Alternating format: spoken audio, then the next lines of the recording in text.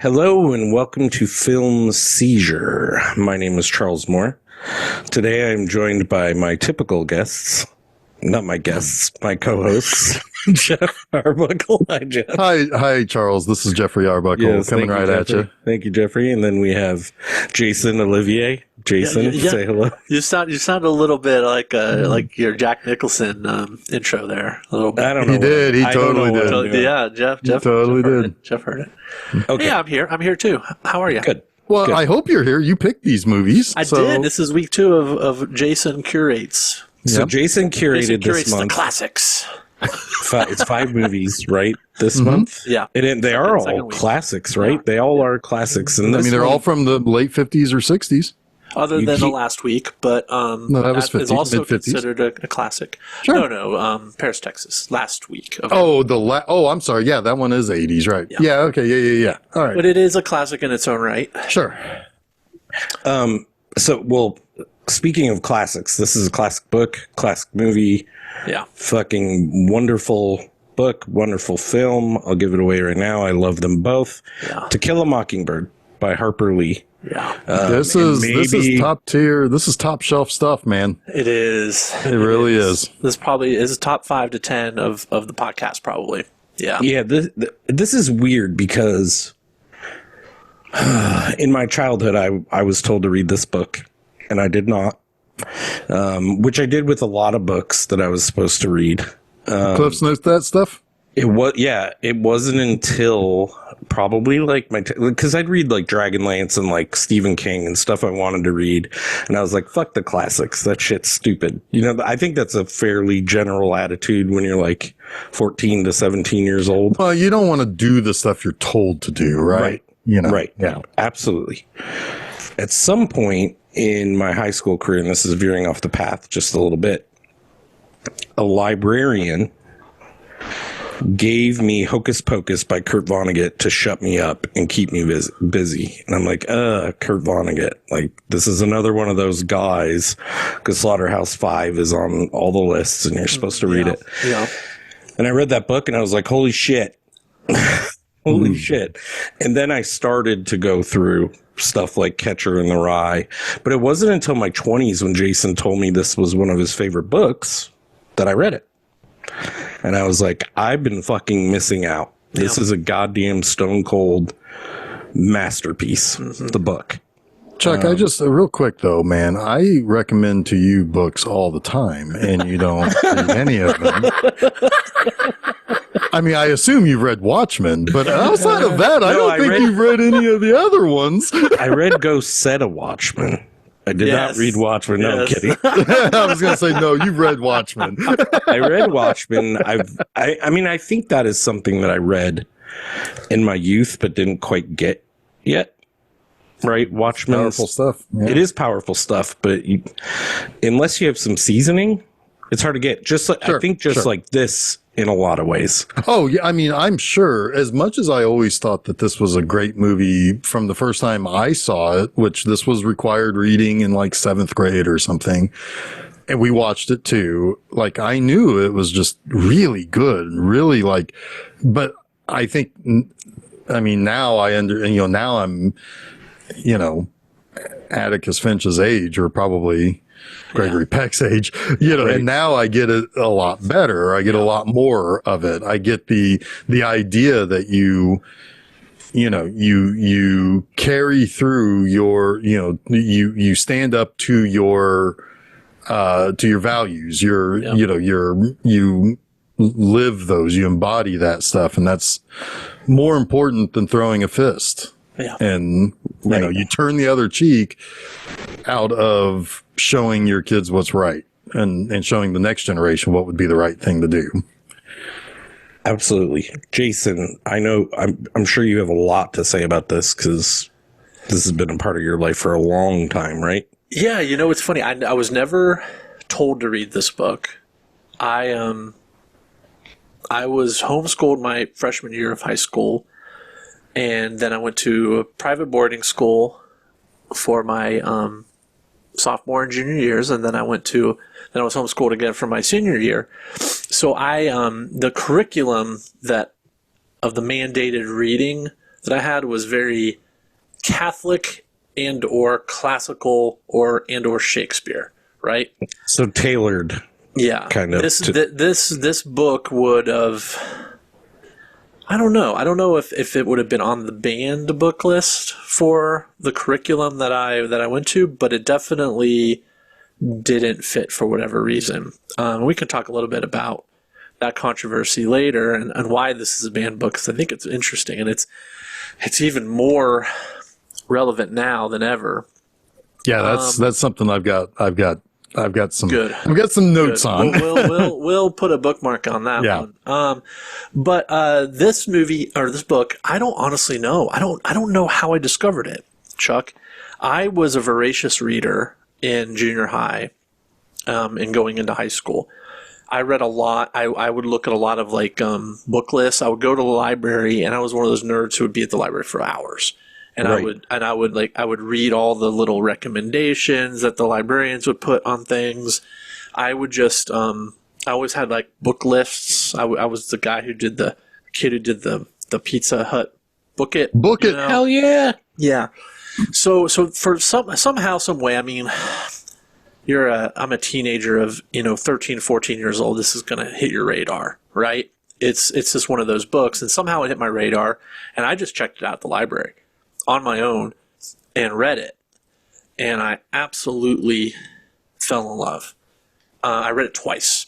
I got it out from the library and I read it twice before I returned it, and it immediately became my favorite book of all time. And I don't know that there really is a book that can eclipse it for how it affected me. Right? Yeah. I very rarely have I bought a book, inscribed it, and given it to a person, but I did that for my sister. When I left home, after I left, I forget when it was. It was either when I left for boarding school or when I moved out of the house. I had bought her a hardback copy of To Kill a Mockingbird and wrote her a message in it and gave it to her as a gift. She still own it? I don't know. I would think so, probably. I'd like to know what you wrote in that. I don't remember exactly. 30 some odd years ago. Yeah. She still has it.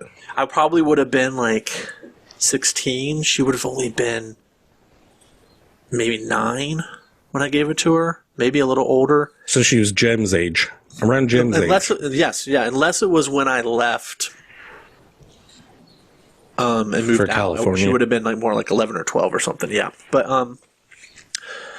but yeah, I just always instinctively saw her in the scout role because she was kind of a tomboy. She was a bit rambunctious. She would fight the boys in the neighborhood, right? She was scout to me. First time I ever met her, she was wearing overalls. Yeah. I'm honestly pretty sure she was. And she probably was. Yeah, absolutely. She's the embodiment of scout. Questioning with a good heart, but would say really silly things at inappropriate times, right? Right. But yeah, and honestly, I don't think I saw the movie until several years later. I probably didn't see the movie until I was in my late teens, early 20s. And I think in some level I avoided it because I didn't think it could live up to the novel because there was always that stigma about books and movies. Right. But then when I finally watched it, I was like, oh my God, it's so good. It is the perfect adaptation. It hits all the right notes from the book. And it became one of my favorite movies from that point on too. It's very rare, right? Right. I think this movie, this story is in rarefied air of it is in a lot of people's top book list and top movie list. Probably The Shining is the only other example I can think of. Yeah, probably. Right. Maybe you get some weird ones like Grapes of Wrath, stuff like that. But yeah, I mean, it's interesting because, sorry. Oh, no. I'm just kind of trailing off at this point. But yeah, I mean, I've just always had an affinity to this story. And I think that it's also one of the first stories that I was able to take something from history and instilled in me my sense of injustice, that the thing that the thing that will get me angrier than anything is when I see something unjust happen to someone, right? And this movie or this book fueled that to me in so many ways, because at the heart of it, it is about the unjustness of man and the corruptness of a system that isn't perfect. It was eye-opening to me that we live in a world, in a perfect country, because to me, for a long time growing up, I had like patriotic eyes, like America was just the greatest thing that could ever exist in the world. You were pissed off when we got attacked. Right. On 9/11 or whatever. Like, right. And how could this happen? This was one of those things that chipped away a little bit at that. And I think we'll get into it a little bit later, but I think that's part of why it's so regulated, we'll say, for now, as to who and when people are allowed to read it. Because it tells an ugly truth. Yeah. But it's an important one. An ugly truth and a very palatable. I say palatable, like the ugly truth is not palatable, but the way it is delivered in this book is like it goes straight into your blood. Absolutely. Right? Because of the way that it's written, that it's not even horrifying until you're done. Yeah. In a way. Right? Like until you've ingested it and let it circle around a little bit, then you're like, holy fuck. Now that I know the story, of course, I'm mad, at the key moments, but you're so swept into the story. Not even the book, the movie too, since we're talking about the movie. Well, it just sweeps you right in. It's even, yes, it is, because the children are so relatable, right? I mean, I think our generation was the last true generation that had that type of neighborhood. That was like this? Yeah, absolutely. Like that sort of free range. We've talked about this on the podcast before. That sort of free you were out until you were called home. Right. Yeah. Like there aren't kids like that anymore. It's just not really. Especially with, we've talked. I'm not. I think I'm not going to beat that dead horse. But the kids were still relatable to me reading this book in the 90s, right? Mm-hmm. Because I lived that experience. I lived that childhood that they lived. I knew all my neighbors. They all knew me. Some of them thought I was like a mischievous scamp, and some of them loved me, right? It was like you had all those personalities. You knew the yards that you couldn't safely cross through. Yeah, exactly. Yeah. But if somebody messed with you, even the ones who thought you were a mischievous scamp would stand up for you too. Or they would be like, hey, don't leave that kid alone. Yeah. Leave that kid alone. These people were a little more dangerous than the neighborhood I was in. Nobody would have shot a gun to run me off or a stranger off. That's fair. That's fair. But that's probably related to where you live. I will say though, that happened to me once in West Virginia. Well, that's West Virginia. but we did. We were in the woods once, and we were on somebody's property, and there was a shotgun fired, probably in the air, but it did the trick. I bet. Effect. Sure, fuck did. We ran like the Dickens. Yeah.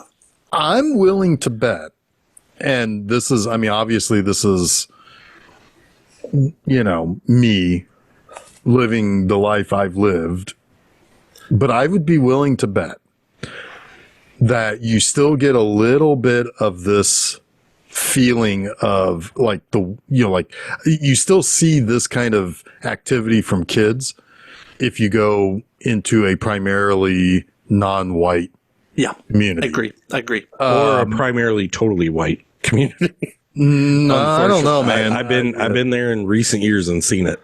Really? Yeah. I'm surprised by that because white people are awfully scared. Awfully scared people. Yeah. But I'm willing to bet I don't have to travel too far from where I am located right now to find a neighborhood with right now a bunch of kids, playing stickball or baseball or throwing a football around or shooting hoops or something, There's a very large Sikh community that lives in my neighborhood, and they are always out. That's awesome. The kids are out on the street riding their bikes, I don't know how far away they go from home, because we're talking about a level of freedom in the 80s where my parents literally didn't know where I was. Right. Same. Oh yeah. Like it wasn't like they couldn't look out the window and see me. I feel like that's the case a lot now, is everyone needs to be able to look out the window and see their kids, even if they appear to have freedom. In the summer of 89 and 90 and 91. Now, granted, I was a teenager, but still, I would walk from Stop 11 in McFarland all the way to Lowe's Theater and watch a movie and walk all the way back. 3 or 4 miles. What? I mean, it's quite a bit. I mean, I would have to cross Madison and US 31, two pretty busy streets. I rode my bike like 3-4 miles every day back in the day. Absolutely. When I was in Charleston, I was at the kind of the top of a hill on the west side of downtown, and I would ride my bike all the way down the hill. I'd cross the busy intersection where like the interstate exchange was, and I'd go into downtown, and I'd go see a movie or I'd go to the mall or whatever. Yeah, and that was probably a good 4 miles, maybe. Yeah, at least 8 to 10 round trip. Yeah, those were the days. Yeah, it's weird. What's weird about it is not you two, but our generation is the worst parenting generation of like helicopter parenting. Maybe the one behind us is kind of bad too, but we're pretty bad about what we let our kids do. It's unfortunate. Like I even have to check myself sometimes on how. Before you wreck yourself? Yes. I usually chickadee check myself. Which is also oddly, I mean, I'm glad that somebody quoted this movie with that line. So it's awesome. Yes. When Atticus Finch turned to that Yule motherfucker and said, "You better chickadee check yourself before you wreck yourself." That was just cinema, man.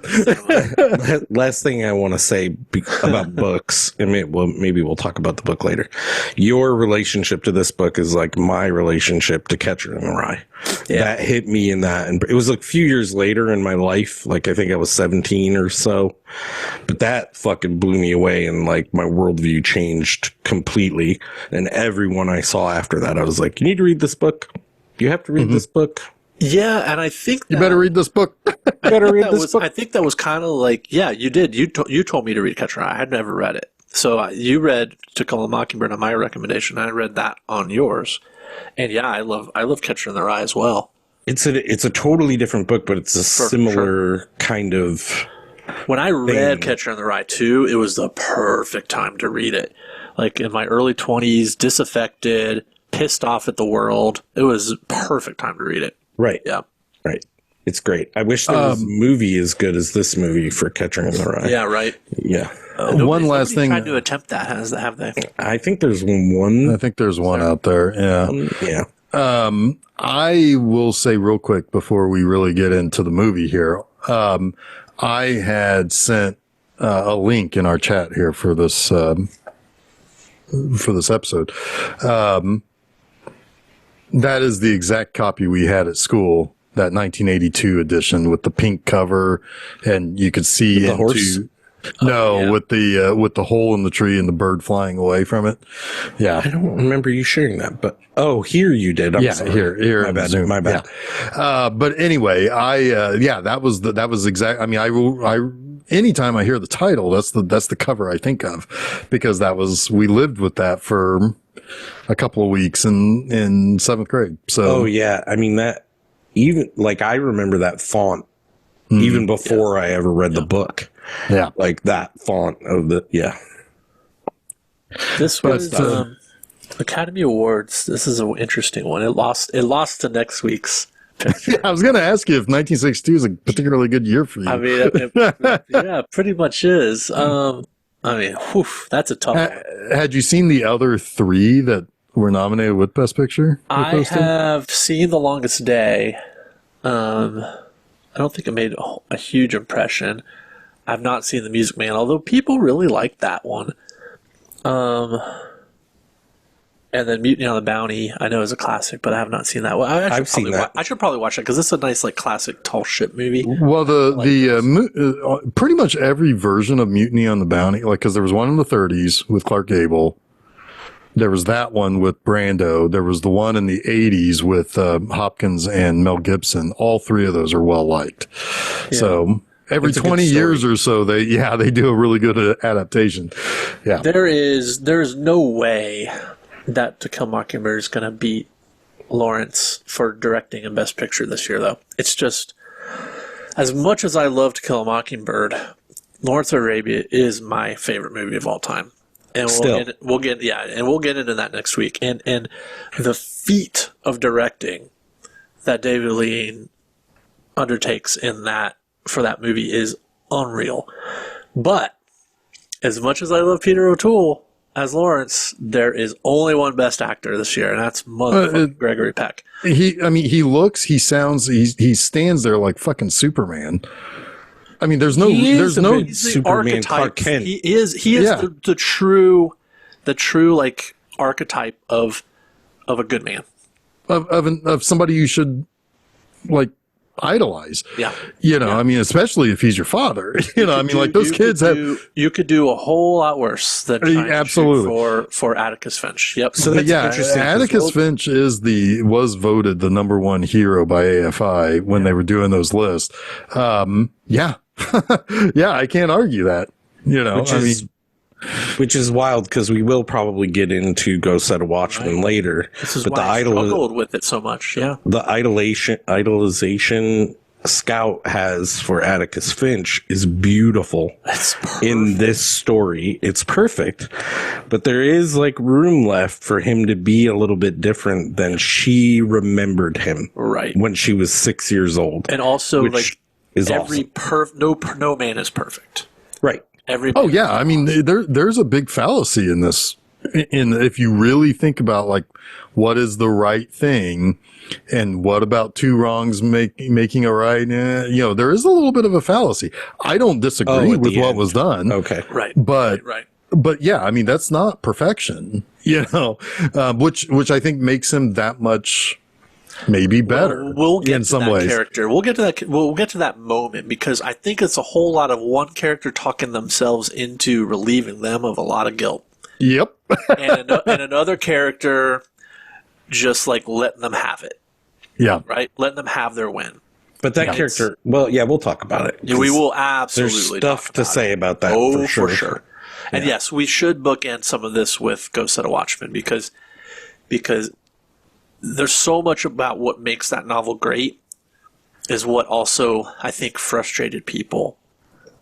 Yes, because it knocked their literary hero down a peg or two, but it's so important and how it did it. It's honestly a masterpiece in and of itself. Yes, I agree. I agree. So anyway, yeah, let's get into it.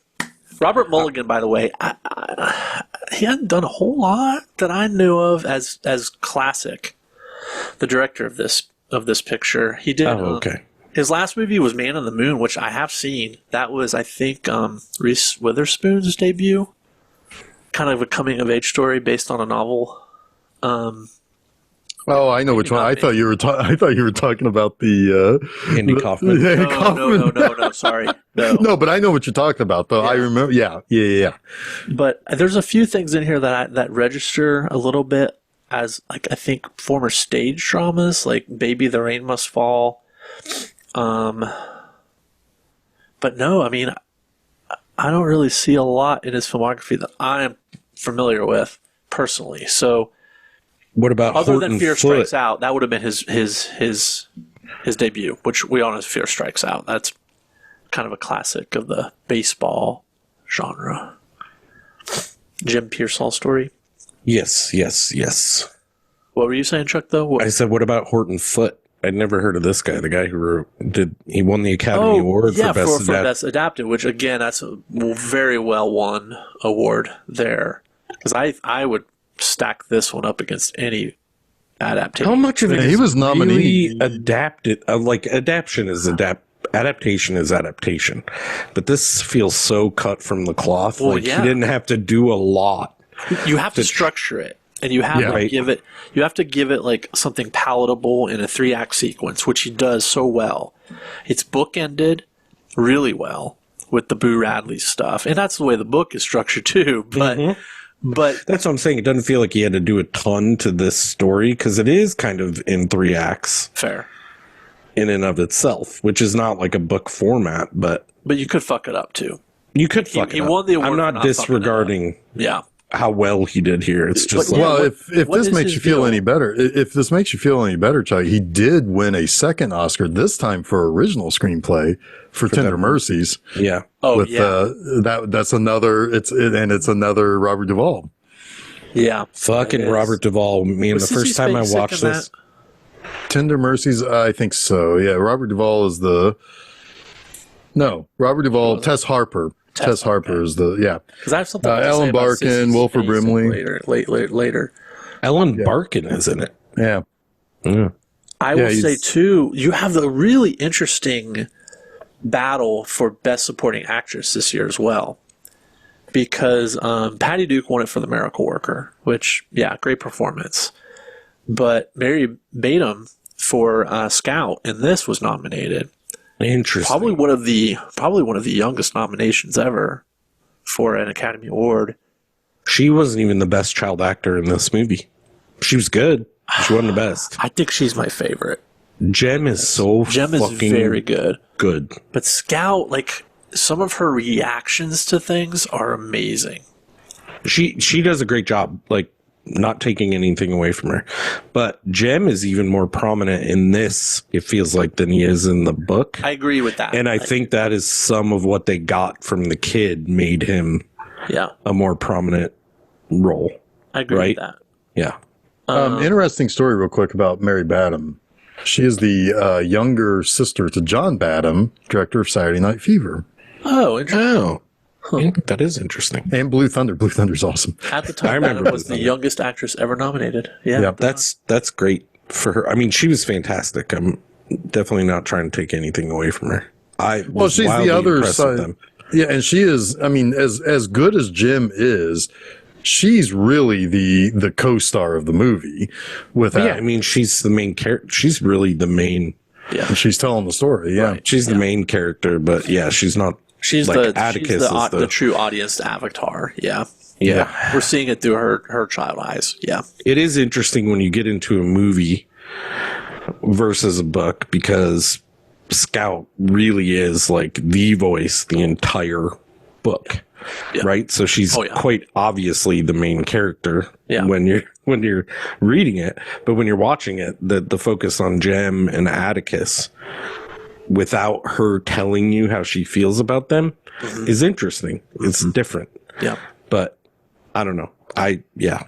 One other thing, as we're talking about the child actors, John Mania or Megna, however you would pronounce it, Yeah, Megna, as Charles Baker Dill Harris is pretty Oh, yeah. good too. Yeah. Little nerdy kid. We had mentioned Most during- beautiful child award. Yes, most beautiful child in the world. Oh my god, $5. that's I went hilarious. to the picture show 20 times. 25 times. But one thing we brought up during Capote, Yes. which I'm surprised I even remember this, was whether this character is based on Truman Capote. I don't remember if we resolved that on that episode, but I did some digging, and apparently it's supposed to be. Wow. I see it. I see it. Apparently it's supposed to be. I don't think that Harper Lee has ever said so, but I buy it. I buy it. yeah. I mean, Harper Lee is Scout, right? I Yes, I would have to think, 100%. Because her dad was a lawyer. Her brother broke his arm when he was a kid. Like, I think there's way too much. mean, yeah. It's definitely, the book is based on her memories as a child, Right. but there's probably some narrative license there on I'm sure. some of the shit that happened. But yeah, Yeah, we talked about it in our Truman Capote episode too. That our Capote episode that this book hadn't been finished got finished to won the Pulitzer and was made into a movie during the entire time that Capote was writing in cold blood. yes. And some people still maintain. Truman got lost in the sauce. Some people still maintain that Truman Capote had the last pass at this book. I mean, that's fine as an editor, sure. No, like he wrote some of No, it. People say that. I don't believe it. I'm just saying people say it. Yeah, that's garbage. And I if wouldn't he was doubt there, that he gave input. I mean, but he was there, Yeah, right? Like to some of the did. stuff that happened. I don't think so either. that's such a typical. Like I'm a just woman bringing could it have up. written this bullshit. You I'm just bringing it up because it's I think out we there. talked about that in the episode Yeah. too. Yeah, Yeah. yeah. So the movie. So a woman can't write this book, but a gay man can. Hey, I mean, they're very gay men were still always a step above Sure. women. Even the super gay ones. There's a varying degrees of acceptance, Jeff. Sure. And women are apparently pretty low on that. Obviously, if you're a listener, you know we don't feel that way, but I have to say it. We don't feel that way. No, but in the pecking order, in the pecking order of history, the lowest rung has always been minority women. It's just, it's sad, but fucking sad. Yeah, sad, sad. but sad. There's no bud there. There's nobody else. It's just sad.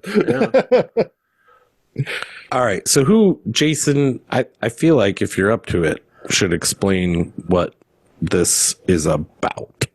Yeah, I mean, I guess I will. So what we have here is a classic coming of age story told in the South. It's Georgia, right? Is that No, Alabama. Macomb, Alabama. Macomb, Alabama. Yep. And So it's even worse than Georgia. Might as well be Georgia, I think, at this time of. I think it could have been any of the Miss Georgia. Yes. it takes place. So is it really the early 30s? 1932. Yeah. I always feels later to me. But It's summer of 32 when it opens, and it closes in the autumn of 33. 33. Yeah. I think the book takes place over a longer period of time, like 3 years.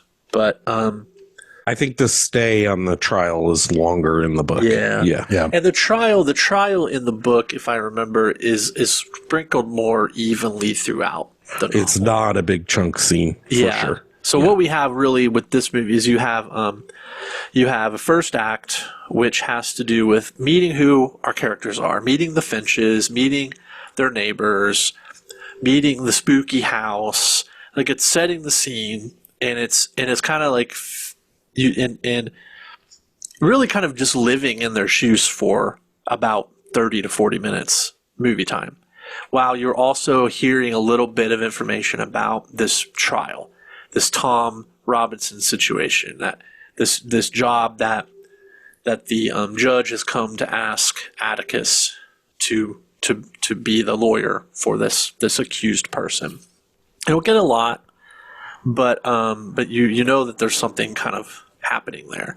Yeah, because the judge also, he says, I was thinking about assigning you, but there's a lot of hesitation, and there's none with Atticus. He's like, I'll take it. Yeah. He's like, I'll do it. I'll take the job. And it is also and it's there. kind of There like, is you know, the judge knows Atticus, and he knows he's going to do it. right.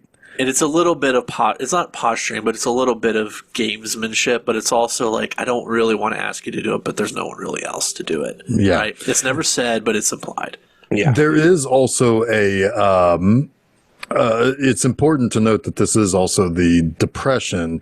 And the first time we see Atticus is he's getting paid in produce from a guy he did some legal work for that he could not pay for. Yes, the Cunninghams. Yeah. The Cunninghams. And he makes mention that the Finches themselves are also poor in terms of, like, you would think a lawyer is going to be doing well.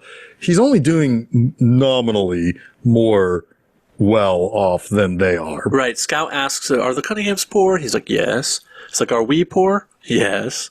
It's like, are we poor like the Cunninghams are poor? No, they're farmer folk, and the Depression has hit them the hardest. Yep.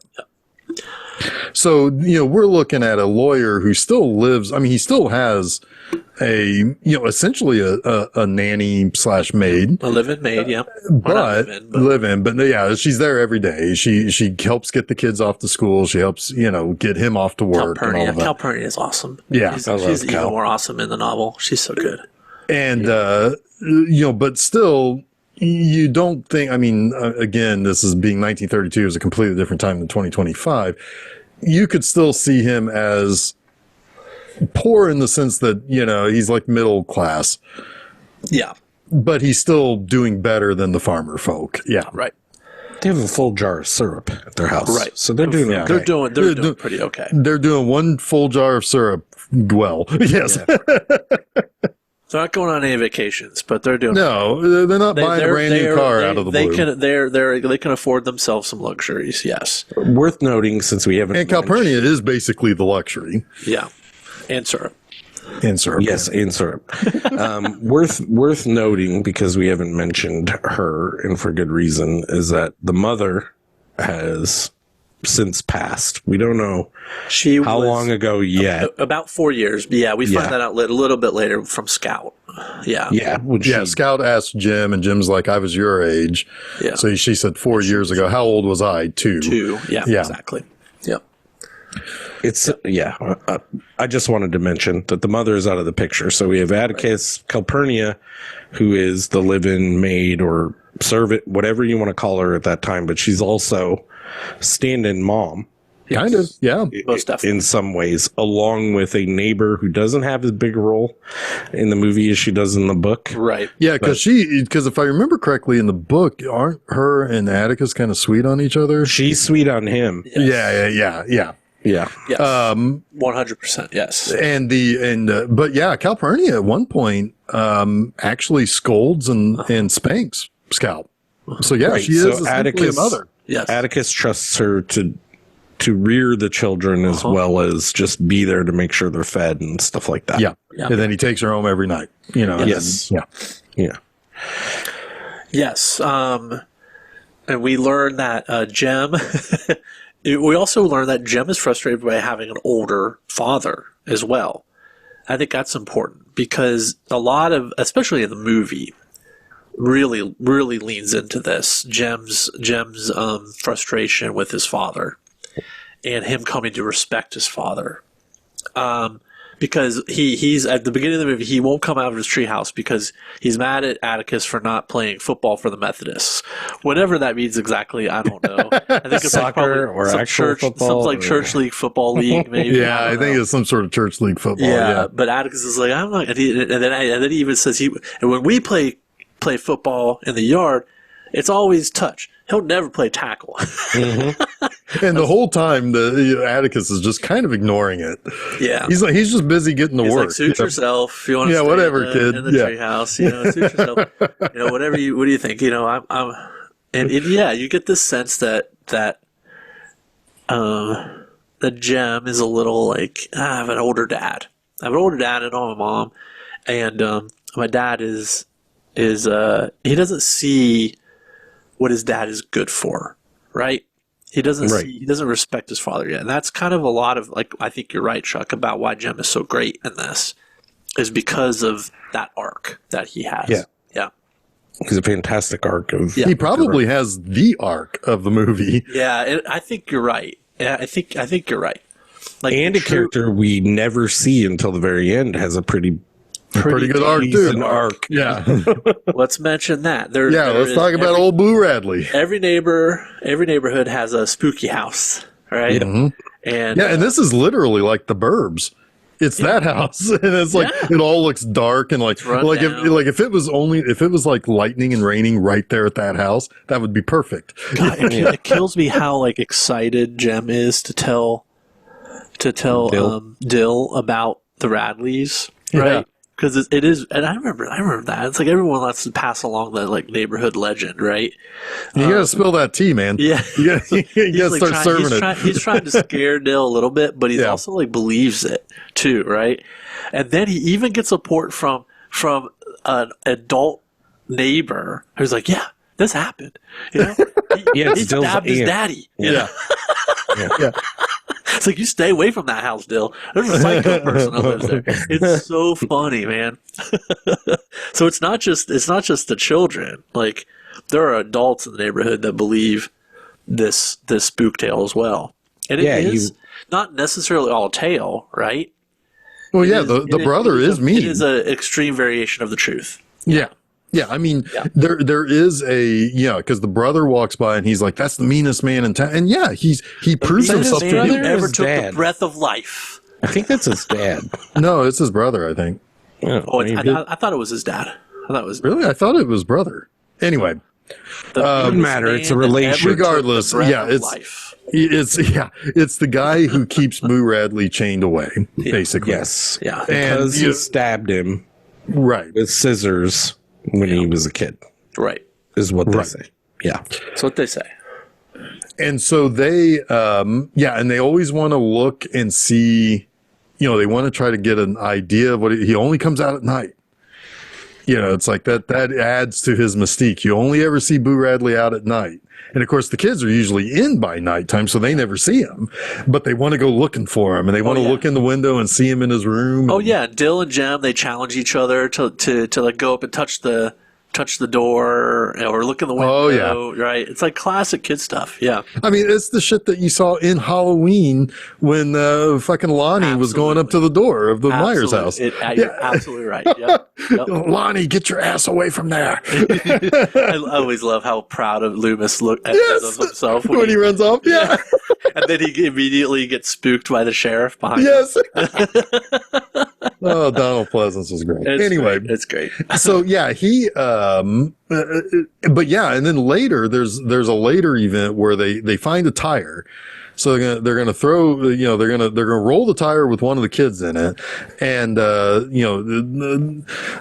Jim wants Dill to go first, but Scout wants to go first. Yeah. And Dill's like, just let her go first. And so he does, and it rolls out of their ability to stop it right up to the door, or to the steps up to the door of the Radleys. Yeah. So that adds a little bit of extra, that's a little extra tension there that's provided. Yep. And then you've got one of the sweetest sequences in the early scenes is when Atticus is putting Scout to bed, and she's like, can I see your watch? And Atticus takes his pocket watch out and gives it to her, and you can tell that this is something. This isn't the first time they've done this. This is a nightly routine, right? And I love it so much because it's so immediately recognizable as that. And she asks about the watch, and she's like. She asks, who are you going to give this watch to you? Who gets this watch? And he's like, well, it's customary for the son to get his father's watch. And you can tell she's a little disappointed, but then she asks the next question. She's like, well, what am I going to get? And he says, well, I don't know if I have anything much else of value, but there is a wedding ring and a pearl necklace that belong to your mother's that you're going to get. And she's so excited by that. It's very sweet. It's so sweet. And then she gives the watch back, and then he goes out on the porch, and that's right when he meets the judge on the porch. But that's when she's asking Jem about her mother. And that's when we find out, that she died 4 years ago, and she's asking, did you love her? Did Daddy love her? Did I love her? It's just so good. It's great. My favorite part about it, that specific sequence, is at the end she asks Jim, do you miss her? Yeah. And he says yes, and she doesn't have the return volley. Yeah. So she misses her too, and she doesn't need to be told, I miss my mama. It's like, it's kind of heart-wrenching, but also beautiful. Atticus, you can see Gregory Peck listening, subtly listening. Like he's not pulling a face, he's not making a reaction, but you can see it in the acting and in his just presence that he's hearing this. Well, I think it's heartbreaking. Yeah, and I think you get the idea that he can at least hear them. So he obviously was probably listening to him, because I think it goes to his shot with them saying goodnight to each other, and you can hear it through the open window. Yeah, and then because that's when she's asking, did you love mama and all that? You're on. It's the centered on Greg Peck. Yeah. And then you also learn that Jem hears the conversation between the judge and Atticus on the same porch. So they're all listening to each other. But one thing I kept thinking was like, it's like, she's asking about what's going to be left to them, and it's like, well, the rest of the movie gives you the best thing that any kid could be left with, which was the wisdom of how he treats other people and how it passes to them. Yeah. Oh, your world's going to be rocked in about an hour, Jeff. Yeah. But maybe not rocked, but it's but it's also it's true. She believes that, and she does get that. Even with the second novel, like that's kind of the crux of it, right? I'll talk about. I have a very. You're right, Jeff. She has given the model of life. Yeah. Yeah. I have a very close connection with that particular thing in my life. Me too. Yeah. Yep. One other thing, the watch that. Just to mention the watch, because we didn't talk about the opening sequence, which is just a scrawling camera of a bunch of odds and ends and knickknacks, and an old watch is one of the items. This is not that watch. So if you don't know this, if you don't know this story, you might be like, okay, is this a watch 20 years later? Is this a different watch? What is significant about this watch? We'll find out in a little bit, but just want to bring thank you for mentioning that, because this is one of my absolute favorite opening sequences, title sequences of a film. It's just like, all these odds and ends in a child's voice, just kind of like duding to themselves. They're not even saying any real words, right? They're just kind of like playfully singing while they color, singing to themselves while they color and play with toys and everything. And I it always kills me every time when the two marbles meet. Yes, and the little girl. I think it's a little girl, and I don't think it's Scout necessarily, but I assumed it was, but you might be right. Kind of, but I don't think it's her voice. But it just says boom, and then the swell of that theme comes in, and it's like, it's just, it gets me. It gets me. Yeah. Were the marbles any specific kind of marbles? Did you notice? Was there anything? I didn't really notice. Okay. I was just curious if there was anything in the telling that is shown by those marbles, but I didn't catch anything when I was watching it. So,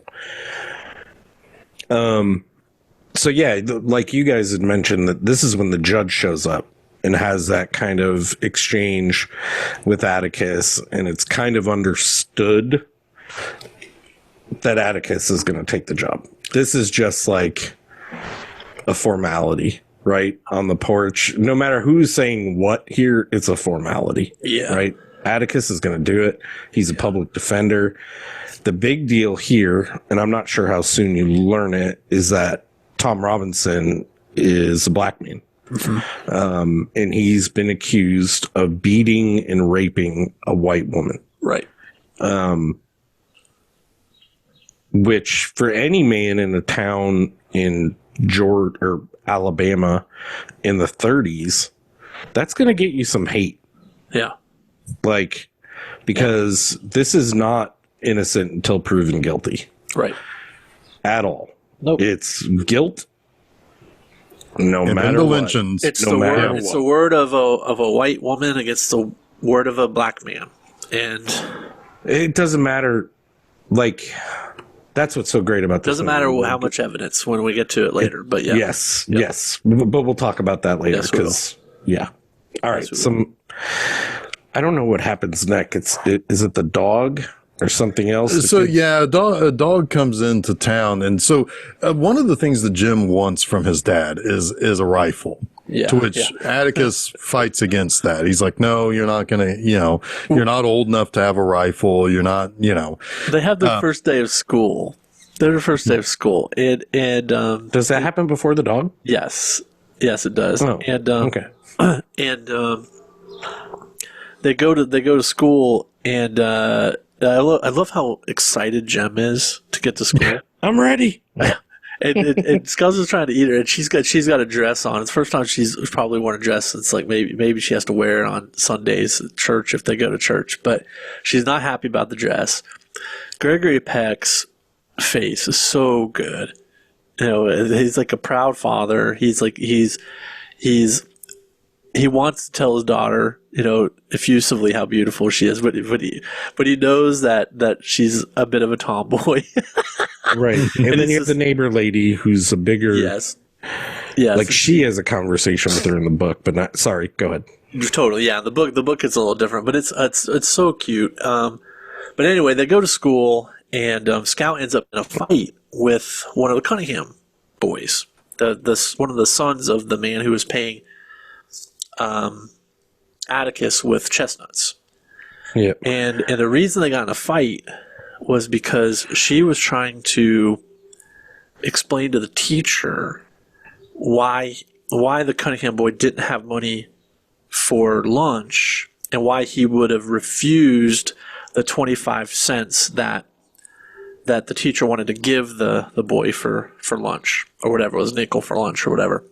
And it made the teacher cross with Scout. Right. Yes. And then Scout says, "You made me get off on the wrong foot." And then she took it out on the Cunningham boy. And I love it because it's a child trying to understand like the injustice of classes and pride, and when propriety and I see it in a slightly different way, and but humility. Yeah, because I mean, it does. I mean, like, because that's one thing that's said about Walter Cunningham. Is it Walter? Walter is the. I think next so. time, Yes, it's Walter. Mr. Cunningham comes, you should just not call for me. I don't think he's a man that likes to be thanked.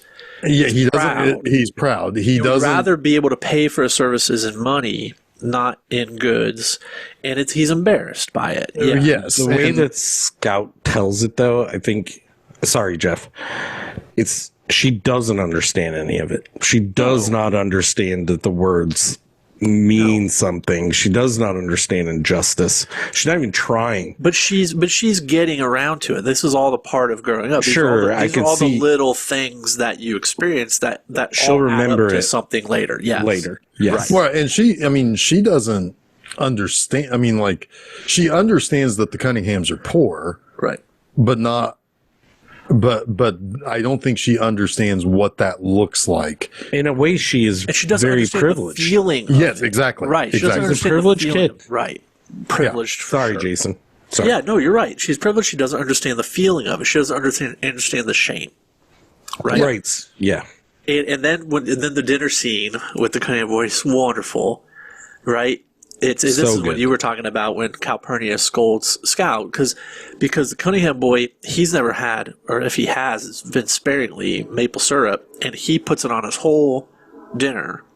And Yeah. I love Gregory Peck in this scene too because he's looking at him, right? He's just kind of waiting to see what he does. He's interested, but he's also wondering how his children will react. And Scout, of course, reacts poorly to it. She's she's a 6-year-old kid. You know, I mean, It's like, "You're ruining privilege your dinner." again. Again, and that's when Calpurnia says, "Scout, come into the kitchen with me. I want to have something to talk to you about."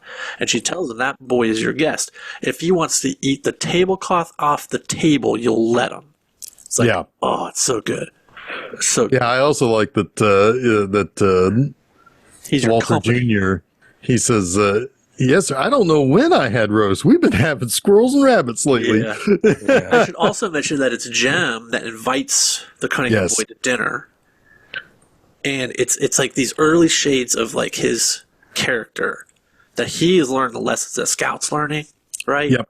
He's becoming He's a the one- little he's the one- Atticus. yes, right, exactly. He's the one who's pulled Scout off the Cunningham boy, scolded Scout for fighting him, and invited the Cunningham boy home to dinner to make up. Amends. Yeah.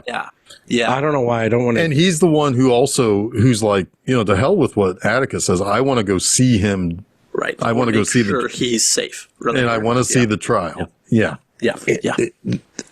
Jem isn't this kid, but he feels like he died young, like River Phoenix's character in The Stand because he was trying to break up a bar fight or something like that. Right, he's like that kid. He's very in tune, and he certainly doesn't like injustices, Bit but wise he's by all also his years. Yeah. but he's also a more, in ways, aggressive person than Atticus is. Yes. So he would involve himself in situations in a more antagonistic manner. Yeah. Maybe. Yeah, I don't know. he's got That's youth all and vigor. speculative, but It's Yeah. youth and He's still- vigor. he's He's still still the learning. young Atticus, not the one who is world wizened. I don't even want to Right. say world weary because that's not what he is. He's world wizened. Yeah. At least at this point, I know you guys are going Right. to have something else to say. Which, He has to my opinion, that's going to be a well-forming moral center. yes. He doesn't, but he doesn't have the years of experience to He back it. doesn't know. He doesn't know the turn the other cheek part that Atticus Right. demonstrates later. right. Yeah. Yeah, And that actually helps Atticus in this movie. it does. It does. Yeah. That his kid won't listen to him at one point. I still get the sense that we'll talk about that scene later. But yeah, Don't you just want to talk about everything right now? I want to talk about everything. It's so hard. Let's go to everybody. I'm going to talk about this scene while you talk about that scene. I'm ready. Remember that one moment when everybody talking about It's just so good. It's just like you could tell this story in like 11 minutes. sure. But there's so much to it in the nuance of in what the the people are context, doing, and that it's just amazing. One could say it's the little things. It's the little things. It is the little things. So Yes, let's talk about the rabid dog next. Yeah, so one day a rabid dog Well, let's to connect that. I'm sorry. I'm really sorry. To connect that, the reason why I went down this whole path with the dinner and the Cunningham boys because the one thing that Jim does in the scene, it kills me. It's so classic. Oh God, yes. Is he's needling his dad about a gun because he's like, "Oh, you have a gun. You hunt for squirrels and yeah. And he's like, "When did you get a gun?" He's like, "I don't know. Just I always had a gun." And Jim asked Dad, "When did you get a gun, Dad, Pa, or Dad, or Atticus?" And he's like, "Oh, I think I was 13 or 14."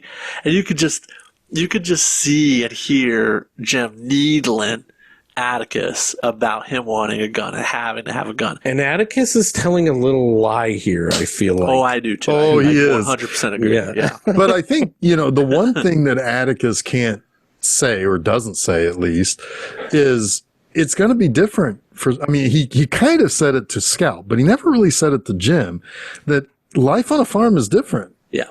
Right. You do have a gun. A kid will have a gun on a farm. Yeah. You got to put down a rabid dog or a sick animal or something. It's like that's going to be a fact of life on the farm. We're theoretically only privy to what Scout saw. Right. So he probably did say stuff like this to Jim, but there were none of these moments that we get to see. Now the Jim is he's learning the art of really what Atticus does, which is argue. Argue, right? yeah, absolutely. Absolutely. Yeah, they're going to court over this gun. Yes, pretty soon. Yep, So he's litigating the gun argument. Yes, exactly. So the dog shows up down at the end of the street, and it's growling, it's rabid, it's a wild dog, and Calpurnia gets the kids inside and everything, and is going to call Atticus and say, "Hey, there's a wild dog. We need you to come home and help us deal with it," basically. While you're saying this real quick. Yeah. Just previously, Scout had said something like, my dad had a way of putting things, and it seemed like it was the only thing he was good at. Right? Like he had a way of explaining things, but they hadn't learned about his shot yet, which they're about to learn about. Right. So, which is the growing of their respect of the man. Sorry. Yes. Go ahead. So he comes home shortly after, and who is he with when he comes home? Tate. He's with the sheriff. The sheriff? Yeah. Okay. Yeah. Which I don't know if I feel good about the sheriff not being able to see very well and not having a very good shot. Yeah. But they have a big hunting rifle basically, and they're gonna, it's like, Atticus thinks Tate's gonna take the kid down or take the dog down, and he's like, I can't. You'll have to do it. I can't see it. I feel way better if you took the shot. I feel real. Yeah. I don't think I can hit it, and it's getting pretty close, or it's going to be close soon. And so he takes the gun, and he fidgets with his glasses. The fucking glasses falling down and shit. Yes, that's so real. Good. Yeah, that's so real. Good. Yeah. But he eventually just chucks those off to the side. And like a fucking marksman, he takes the rabid dog down. One shot. At 100 yards or and then as a badass, he just hands the gun back to the sheriff, and he's like, "All right, job's done, I guess." And then the way Jim is curious, looking at him here is so good. He's like, how do you know that? And Tate's like, "Well, your father's the best shot in the county." What, you didn't know, boy? You didn't know, boy? Yeah. You can't speak, boy. Yeah. So it turns out Finch is all around superhero, man. Yeah. He's speechless. Yes. I mean, Jem is literally speechless. He tries to speak. He's like, I don't know. So good. Yeah, it's like for once he's been shut up. Yeah. And honestly, like the gun debate ends Yeah. at that because he respects his father's Understanding wisdom and understanding of firearms. Yeah. Yeah. Well, right. and not only that, but it's like, he's also just now seen something shot too. Yes. That too. For So sure. he does understand the damage the gun can do. Yeah. It's a very affecting moment for Jem. Yeah. Yeah. Yeah. Quick note here, we need a little bit of coverage of some other things that are happening because Dill has come to town and he's only there for 2 weeks in the summer before school ends. The way he leaves is great. Yeah, Dill introduces the idea to the tornado. kids that they need to bring Boo Radley out of the house. Not as a parent in the movie, but it is what it is. Yeah. Yeah. Dill's like, yeah, let's get Boo Radley out here. So they have their little bet. So Dill's like, you won't go up to the porch. And they somehow get a tire and put Scout in the tire and roller, and she rolls all the way up to the door, and everyone's fucking freaking out, or not all the way up to the door, but all the way up to the porch, and everyone's freaking out. And Jem runs up there, gets her out of it, and while he's like, "Get the fuck out of here," he's like, "Oh, wait a minute, I should go up to the door." So he goes to the door and bangs on it, Bangs on his bet. So they do have this kind of game to try to see Boo Radley. Basically, they want him to come out of the house. One night prior to Dill leaving, they actually go to the house in the dark, and they devise this whole plan to get to the back door, and they do it. And there's this really cool, like, Nosferatu shadow scene on the wall, like Boo's coming, he's gonna get him, and the kids are making their faces, and nothing happens. I don't really get the scene, honestly, why Boo or whoever is on the porch runs away, but then they all run off, and Jem gets his pants caught on the fence, and they have to go back, and Jem explains to Scout later. Scout is... Well, that's when you hear the shotgun go off. Yeah, that's too. the shotgun, the thing. Like, yes. Scout watching and waiting and counting for Jem to come back. Yeah, because he says, I'll be back in 20 seconds or something like that. I think he says 10, and she counts 10. past She's it like, 'cause found- she's scared. Yeah. And then you hear the gun. She kind of reacts to it, but then he shows up and he's like, you're not going to believe this. The pants were folded as if they knew I was coming back. Yeah, he tells her that later. Because he says later, something I never told you about that night. And she said, you never told me nothing about that night. Yeah. Because this is when he's telling her about the trinkets and things that have been left for him in the tree. And because you only ever see that once where he finds the spelling bee medal. And then they both find the wooden or the soap. The soap dolls. Right. Yeah, And the soap that's what figures. that's what he comes clean about. He's got a whole scar box of these trinkets. And this is all the stuff we saw scrolling to start the movie is stuff that someone has been putting in the hole of the tree. And right around this time, we also see Boo's dad or brother, or because it's Alabama, More and than or. Oh, boy. spackling the tree hole shut. So Right in front of the kids.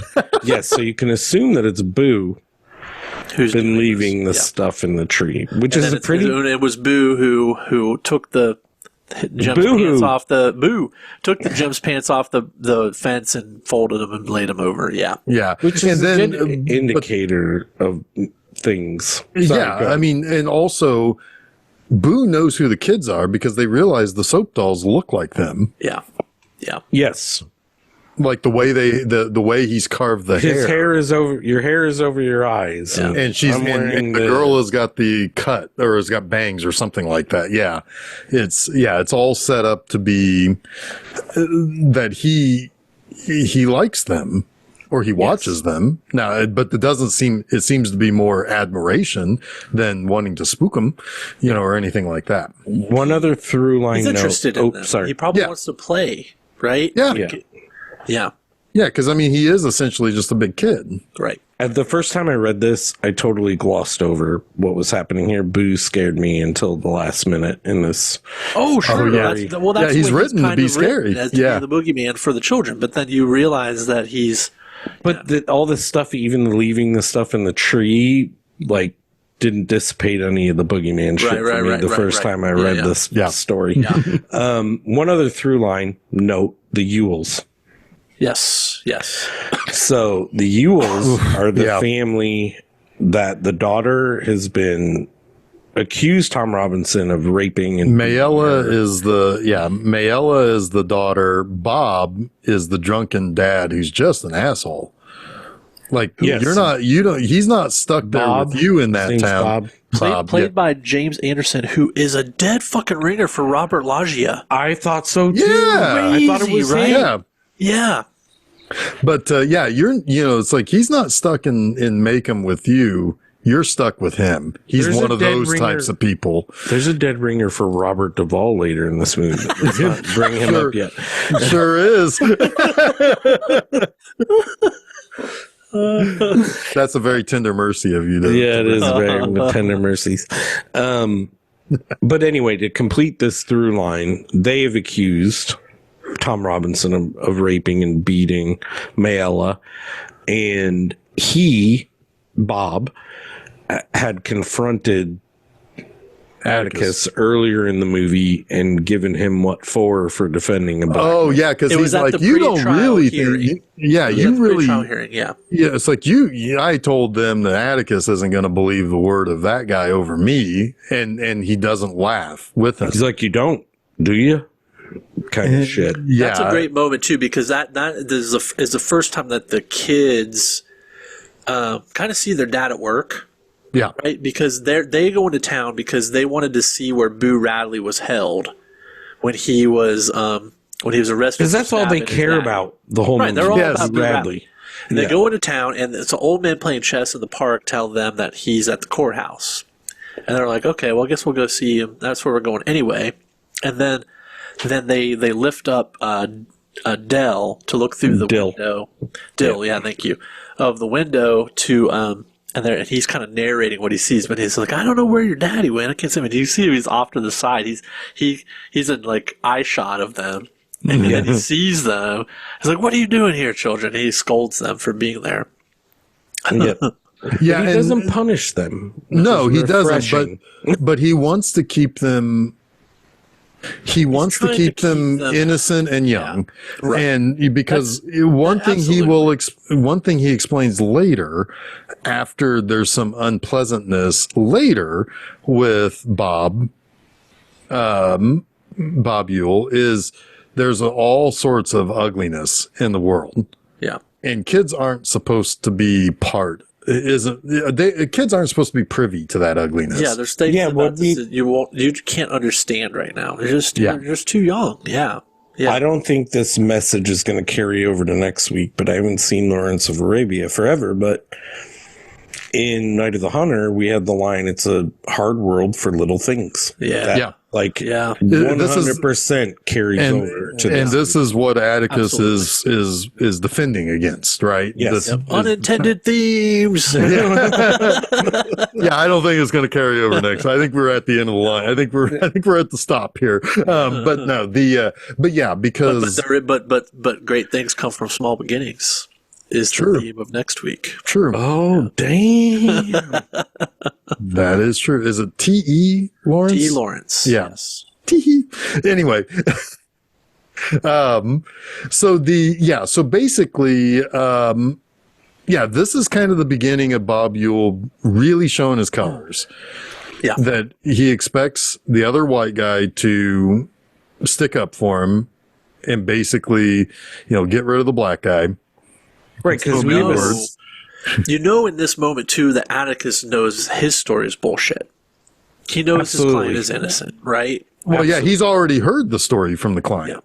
Yeah. So, I mean, Yeah. yeah, that's, it doesn't matter if you're watching To Kill a Mockingbird or Daredevil. There's always that scene or there's always that moment when you know that the lawyer has talked to his client, and he's gotten onto his side. And this gets worse later once Bob starts drinking because, oh yeah, by the way, Bob is a terrible drunk and a even worse guy when he's drunk.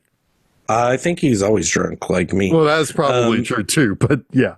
One thing, and I don't know if anyone can give the verbatim, because we were in the right scene with the dinner with the conversation about the gun and little Cunningham.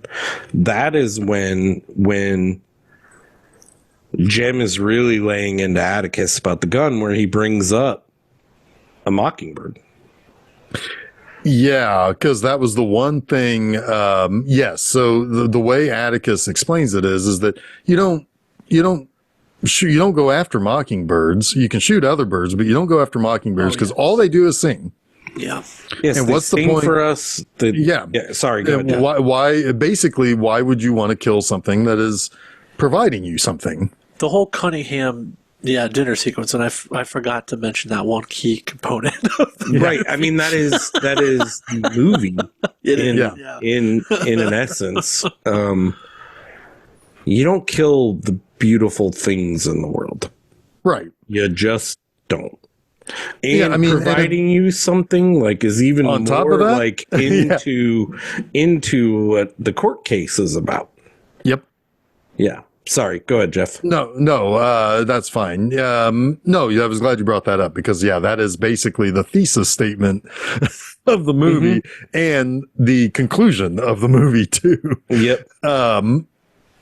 After losing one. But anyway, that's, basically, I guess at one point, the one thing something big happens and Dill's like, all right, I see you next summer. Bye. And then he just fucks off. Yeah. And that's it. That's when Jim's pants get stuck on the fence. That's it. Yeah. He fucks off. He beats Cheeks. He beats Cheeks.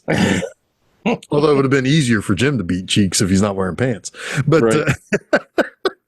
But anyway, his cheeks were already beat. Bro. Yeah.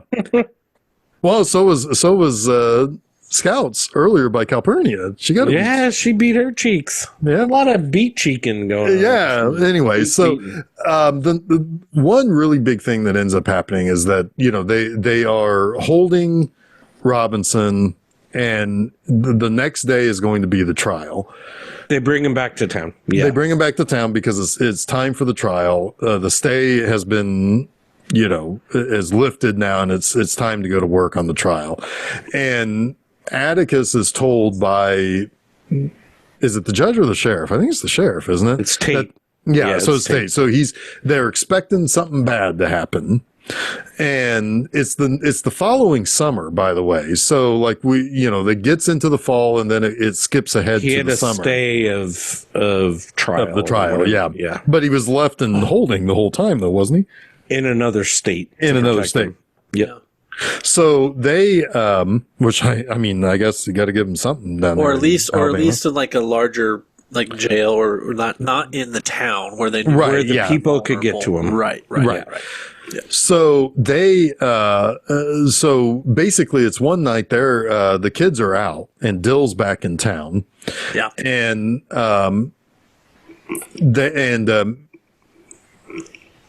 Calpurnia is asked if she can stay with the kids or Calpurnia. Yes. I said Calpurnia. Sorry, did you see my look? Yeah, I did. I was like, yep, I fucked that up. Anyway, but Calpurnia is asked if she can stay, and he's like, you better count on staying tonight. Yeah, count on staying. Because I've got a feeling I'm going to be at the jail all night. I love that he brings his whole living room to the... He brings a lamp and like a big old fat book. It's so good. Yeah. Yeah, and so he's just sitting there waiting for the lynch mob to show up. He's reading with the lamp he took from his living room on a chair, just waiting. Yeah. And Jem has heard this and seen that his father is leaving and is curious to where he's going. He doesn't like it. His spider sense is tingling. Yes. Yeah. Oh, he's Spider-Man. Yeah. Fuck. Yeah. Fuck. Yeah. How did Atticus not die in this movie? Well, his mother had already died, I guess. Yeah, it's like we are. It's an alternate reality. Probably It's out his powers, maybe. Yeah. It's the ultimate Spider-Man universe where May Yep. is dead. Yeah. Anyway, oh, spoiler, Jason, whenever you read that. Oh, shit. Oh, shit. Yeah, it's established right at the beginning. Anyway, so he's going to go and follow, and it's actually, it's Scout who gets worried about not being able to see Atticus when the mob has now blocked their view. Yeah, because Yes. Jem sees it before they show up. She's like, I just wanted to make sure he was fine. Let's go home. We need to go. Yeah, he's ready to go. But that's when the mob comes. All the cars start pulling in. Yeah. Yeah, and Including Scout Mr. freaks out. Cunningham. Yeah. yes, Mr. Cunningham is part of that. So, Yeah. so being scared for Atticus, then Scout weaves her way through and starts like, Atticus, whatever, and notices Mr. Cunningham and is basically like, she saved Atticus's life probably that night. Maybe. Maybe. Maybe. She but- saved Tom Robinson's life. Certainly I saved Tom think. and certainly saved her daddy from being hurt really bad. I have a few thoughts on this. Share them. So it is a beautiful moment where she sees Mr. Cunningham there, and she sees him as nothing other than her neighbor, her friend's father, right? And she has a conversation with him, like, tell your boy, I forget his name. It was Walt Jr. And uh, And tell Walt I said, Calpurnia's hey. lesson is coming through It here. absolutely is. It absolutely. Sorry. She has learned a decorum, a politeness, just a mutual respect for the Cunninghams, right? And that gets to Mr. Cunningham big time. He's starting to put a face on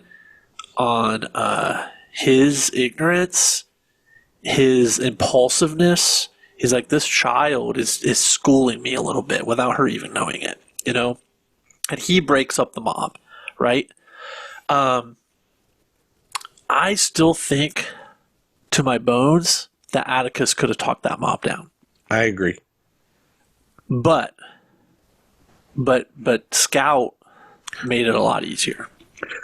I could agree. Yeah, I can agree with that. We don't know. We'll never know. It's beautiful the way it's told and the way it unfolds. Like, it's perfect.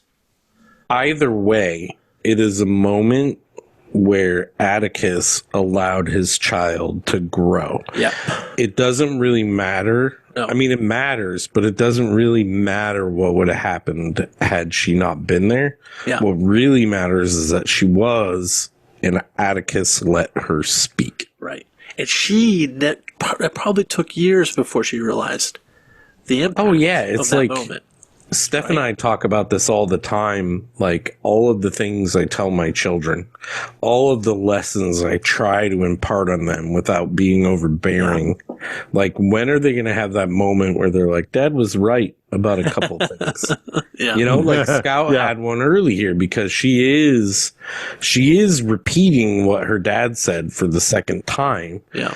Right? Because she repeated it at the school and it got her in trouble. But here she's repeating it in a way that is refined in understanding. Yeah. Here's it. Yes. Here's something. So It's not even. It's beautiful because it's not an act. It's not No.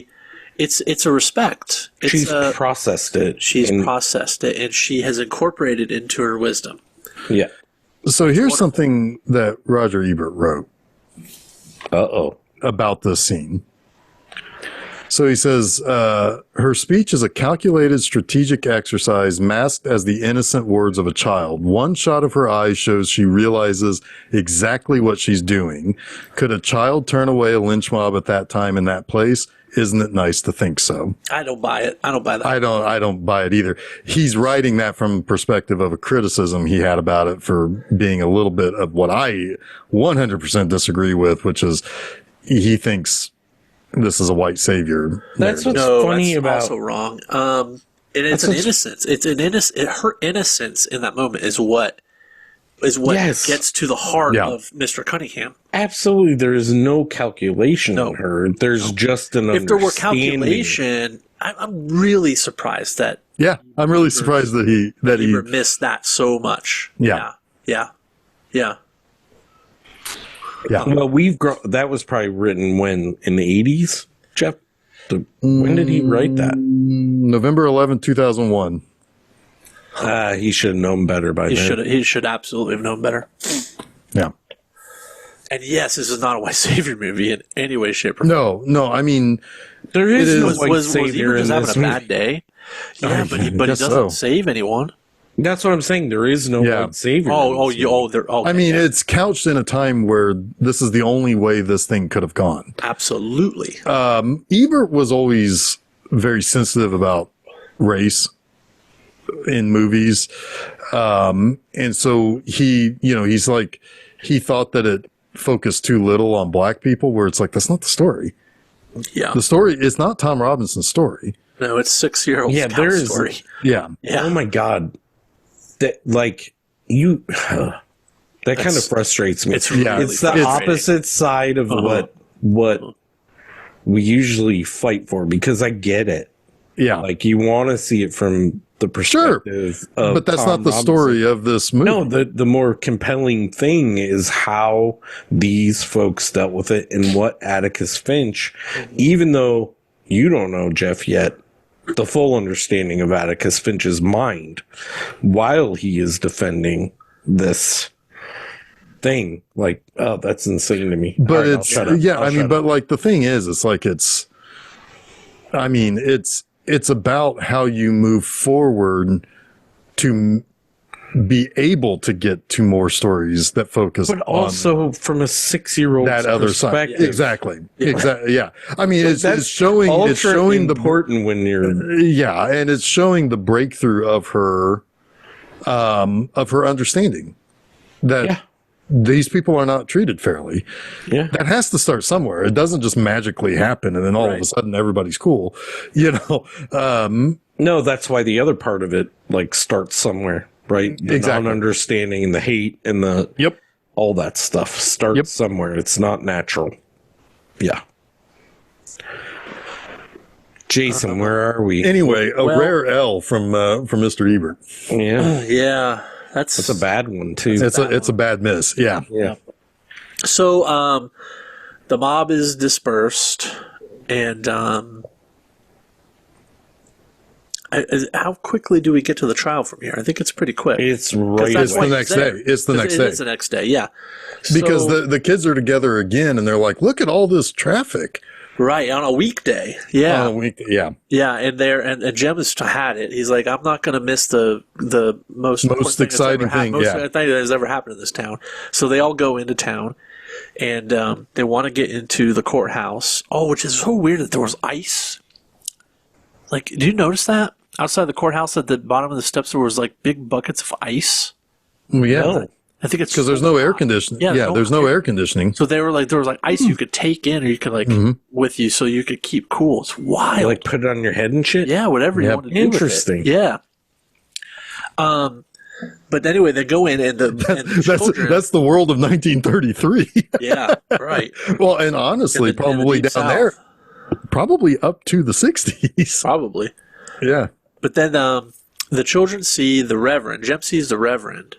The black reverend, and so calls him by name, the reverend, whatever his name is, I can't remember, and they take the children upstairs to the balcony where all of the black people have to watch the proceedings from. So you've got Dill, Scout, and Jem up there on the rail with the preacher, and we have our middle act courtroom sequence. And it is, it's pretty much Atticus Finch dismantling all the evidence in this case.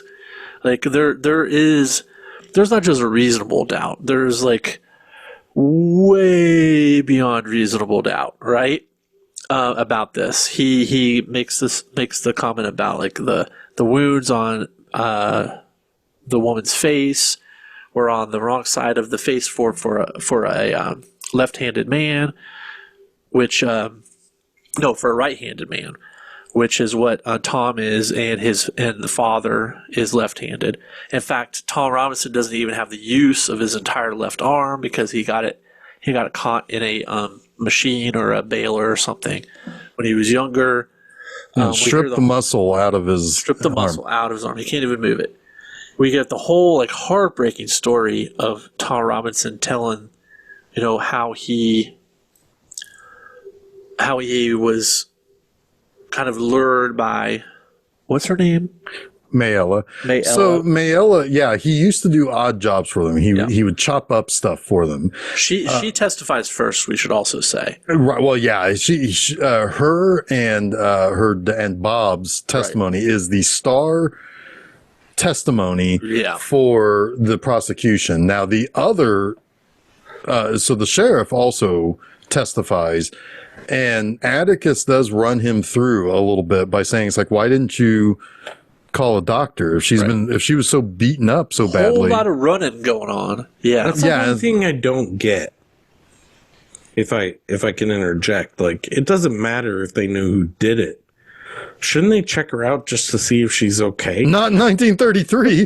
That was it. It was just the word of them against the word of him. No, but she was beaten up. Like, but but the black guy was seen in her room. Yeah, but she could have died for internal bleeding if she doesn't see a doctor. That doesn't matter nearly as much as getting the black guy. I mean, this is kind of the thinking of this era in that part of the country. It was probably, the dad, what's his face, was probably like, she's fine, Yeah, I got that guy. He's, she's fine. Don't worry about it. Exactly. Everything's fine. Get out of here. Right. Don't pay attention to certain things that probably is a little bit more accurate. Which is what we come up against later is like, they never even, examined her for rape. We don't know that happened. There's no proof of that. It's just hearsay. And we have the whole left hand thing. Right. We mentioned that where you were. Sorry. It's okay. So yeah, I mean, basically, like, we don't need to belabor this whole sequence. It's wonderful. It's like it is one of the great moments in cinema history. Like Atticus Finch defending Tom Robinson. It is beautifully. His eloquence, the way he doesn't patronize as he does it, he just shows, not tells. It is an absolute masterclass in lawyering and acting, right?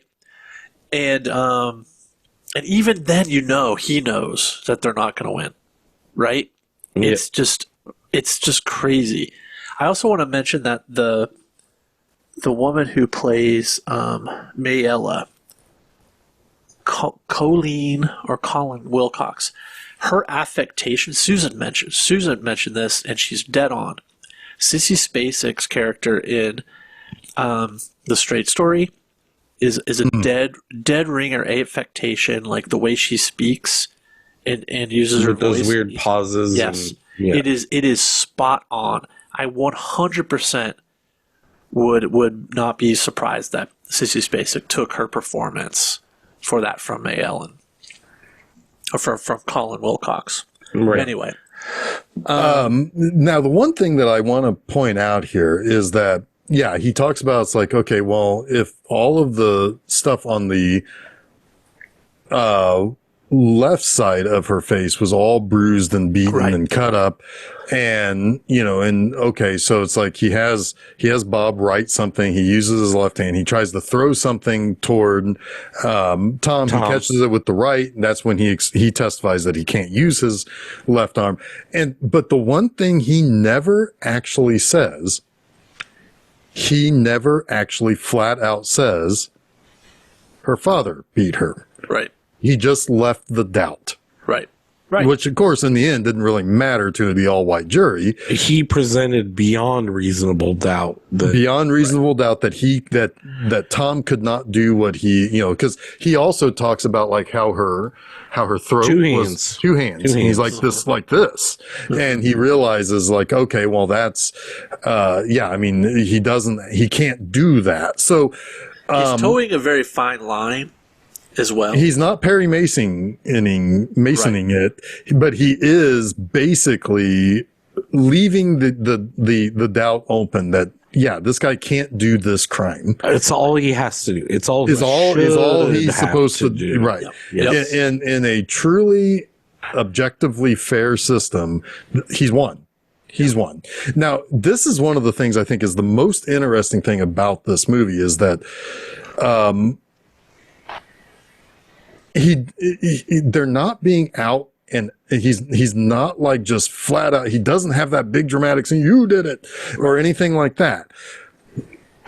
The problem is, I killed her, and I hope they burned in hell.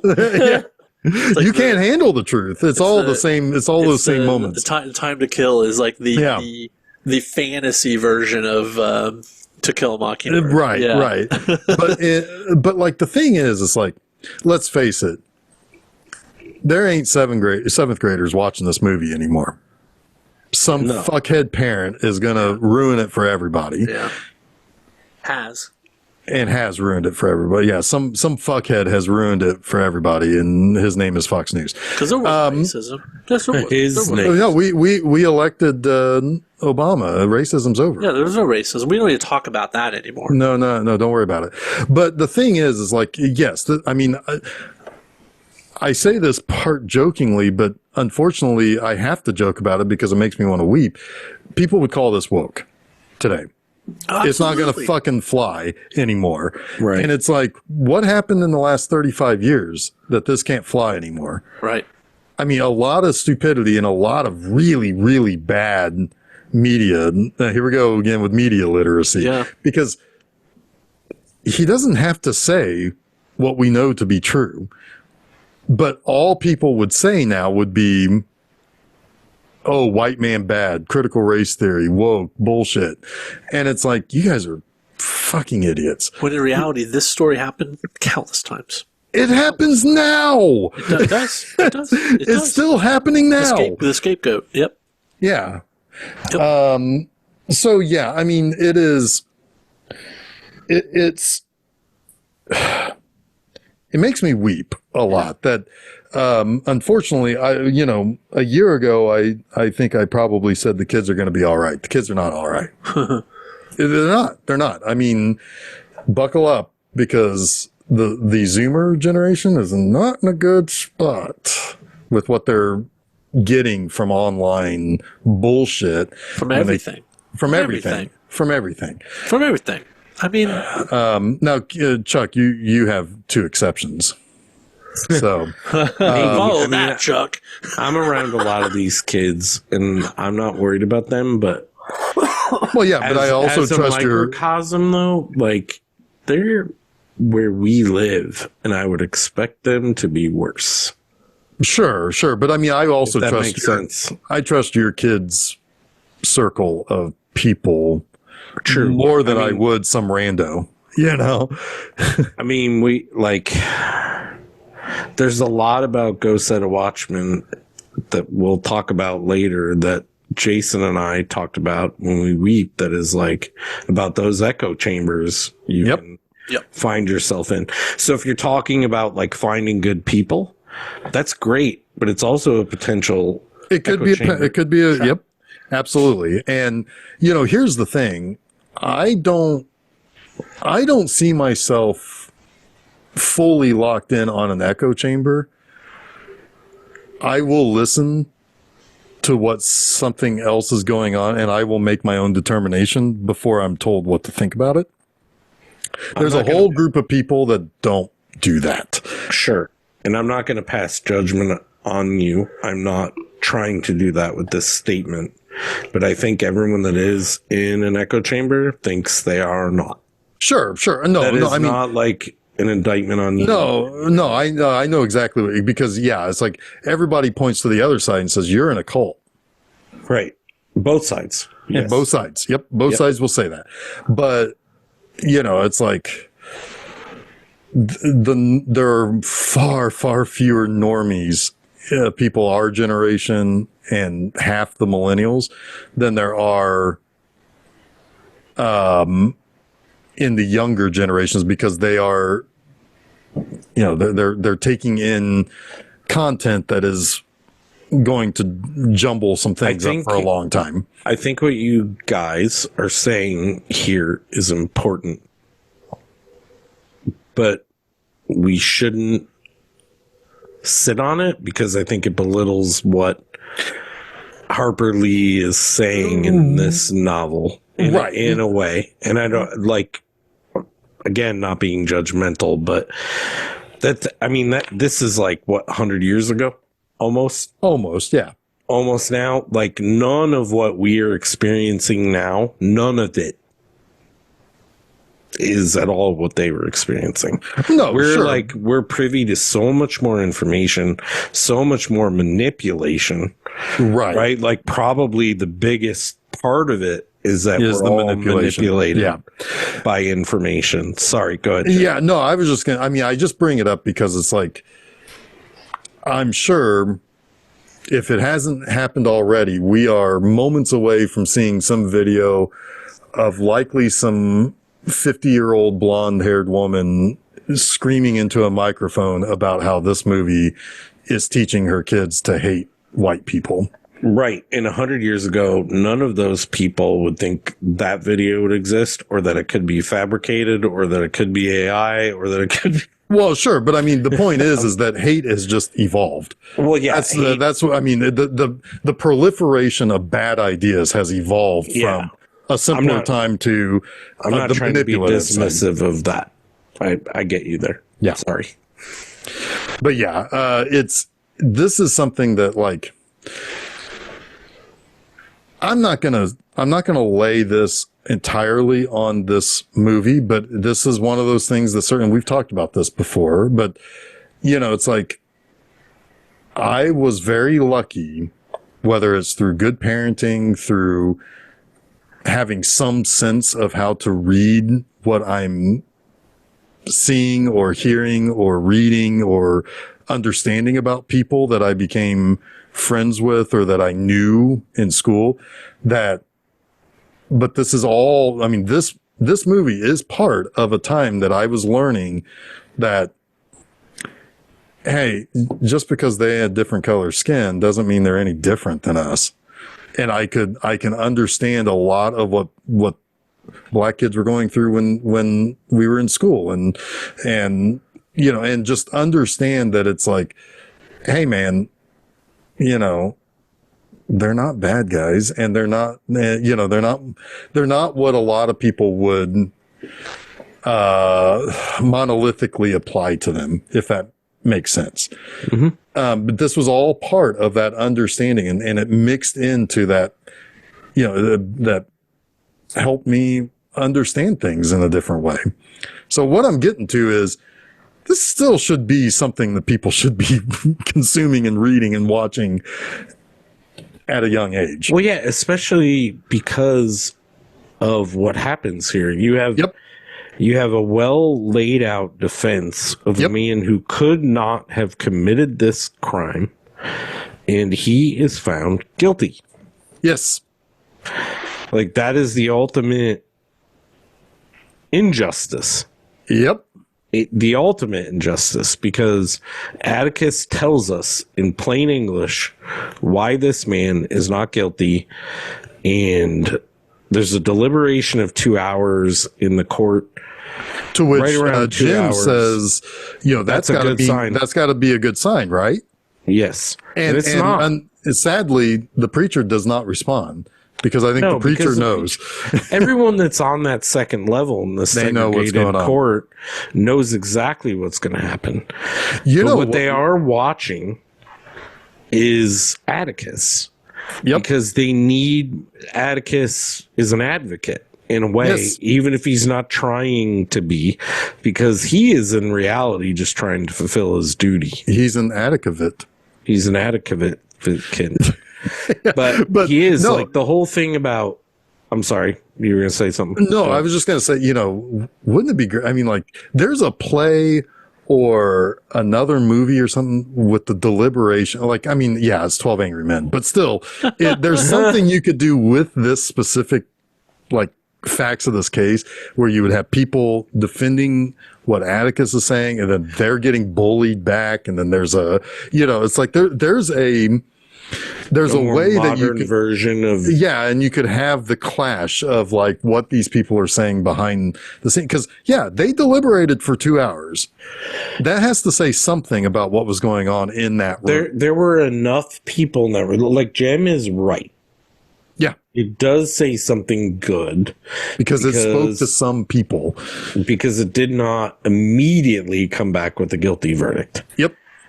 So I wouldn't call the Reverend dismissive, because he does know how this is going to come out. Yes. But he is being dismissive of the fact that there is some kind of tide that is. Yes.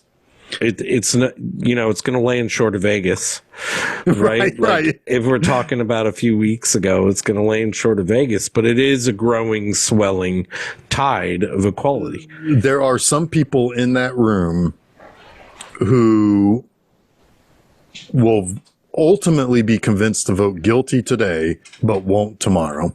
Right. And there are people that are on the jury that are either, I hate this term, so I'm sorry to use it, not seeing color and just trying to judge on the person, the merits of the character. DEI or whatever. Yeah. Sorry. But they are trying to judge on the people, not their circumstance or their color, right, or this or that, which is the intention of our judicial system, is just to hear the facts and judge based on that. Yeah. Yes. Well, and when they come back with the guilty, the judge is disappointed. The judge just like, all right, get out and leaves. Basically, he seems a little progressive. The judge. Yeah, the judge knows Atticus had the winning fight. The case. Yes. But that is not up to him to say that. But again, he is disappointed in the jury. Oh, but he can't do anything about it. Hear it in his voice. Yep. Absolutely. But again, like I said earlier, this is more about the 2 or 3 people that were withholding from saying guilty. And also this moment where the Reverend tells Miss Jean Louise, stand up, your father is passing. Yeah. Yeah. Like, get up. This man just offended. Like, it's the validation of what Atticus has done. Even though Tom Robinson is found guilty, there is respect in the room, and it's huge. He gave it his fight. He gave it the best he could. And Atticus tells Tom, like, hang in there. We knew we were going to lose this. Yeah. We'll get him on the appeal. We have our appeal coming up. The unfortunate thing, if I could just go right ahead, is that Tom tries to run away. I think he breaks out of his room in the book or something. Like, it's not quite a transfer situation. Doesn't matter. It's also what we're told, not what we see. Yeah, that's a fair point. Like, especially in the context of the movie, it's just what we're told. Yeah. I also think that the fact that Scout believes it means it might be what happened. Yeah, maybe, but like in this day and age, it would be way more speculated upon, right? Like, there's no way he tried to escape. They just killed him. Right. That's what we would say. I think we only can kind of buy the escape with how despondent he is when Atticus tries to tell him it's not over yet. It's not, and he just walks away. I want to take it at face value in this movie, but I get where you're coming from, Jason, for sure. I've become much more of a cynic since I since I first read and watched this movie. Yeah. No, I mean, By the way, real quick, let's give it up for Brock Peters returning after betraying the fucking He's Federation. a racist in a Star Trek movie. Still my favorite joke ever, by the way. Oh, man, yeah. Oh my god, when he's sweating and Oh yeah, it's like, wait, am I the racist? He's the racist in this movie. Which Star is that? 4? Star Trek 6. Star Trek 6. I remember when you said it. Because He is in 4 also though. He was like the head of the conspiracy. Yes, Yeah. because he's the admiral. Am I he the is the racist? admiral. And it's all Wait, that. I'm the Yeah. racist? Am I the racist? Oh my god, I'm the racist in this movie. That's just comedy fucking gold, man. It's so good. Well, I mean, I'm not going to call it one of my finest moments, but you know, It's fucking great. I mean, if you guys liked it, sure, but yeah. All this good stuff. Considering how much he hated doing that in that movie, Yeah, you know. he knew too. Yeah. Anyway, but no, I mean, Brock Peters' his performance is so good though. Like he is. when he's on the stand telling the story, it's just heartbreaking, and it gets worse and worse, and it's just You can tell he's being honest, Yeah. and the girl is not. Like, Well, and they the do a thing- great job of that. Like, Yes. I can't imagine that's easy to direct. No. Passion and lying and passion and truth, right. Yes. right? Like that can't be easy to get out of people. Yeah, because she comes off as defensive. Right. He comes off as heartbroken. Right. There's a big difference in those two motivations, but no, he, yeah, I mean, like, and the thing that just, it like just incenses the prosecutor is that he felt sorry for her. He knows the type of life that she leads, and he feels sorry for her. And it's like, you know, like in the prosecutor kind of took who are you to feel sorry for a white Right. woman, you know? Right. And it really just twists the knife in the fact that, yeah, there are some people who just think they're better than other people for really stupid reasons. Well, that was it. That was like, there's no way this white male jury is going to acquit this uppity Yep. man, right? Because that's what it was. Uppity words we shouldn't be using. Right. Exactly. Yeah. But you know, that's exactly what it is. That's the sentiment. Yep. Yep. And that's going to fuel some of that argument in that back room.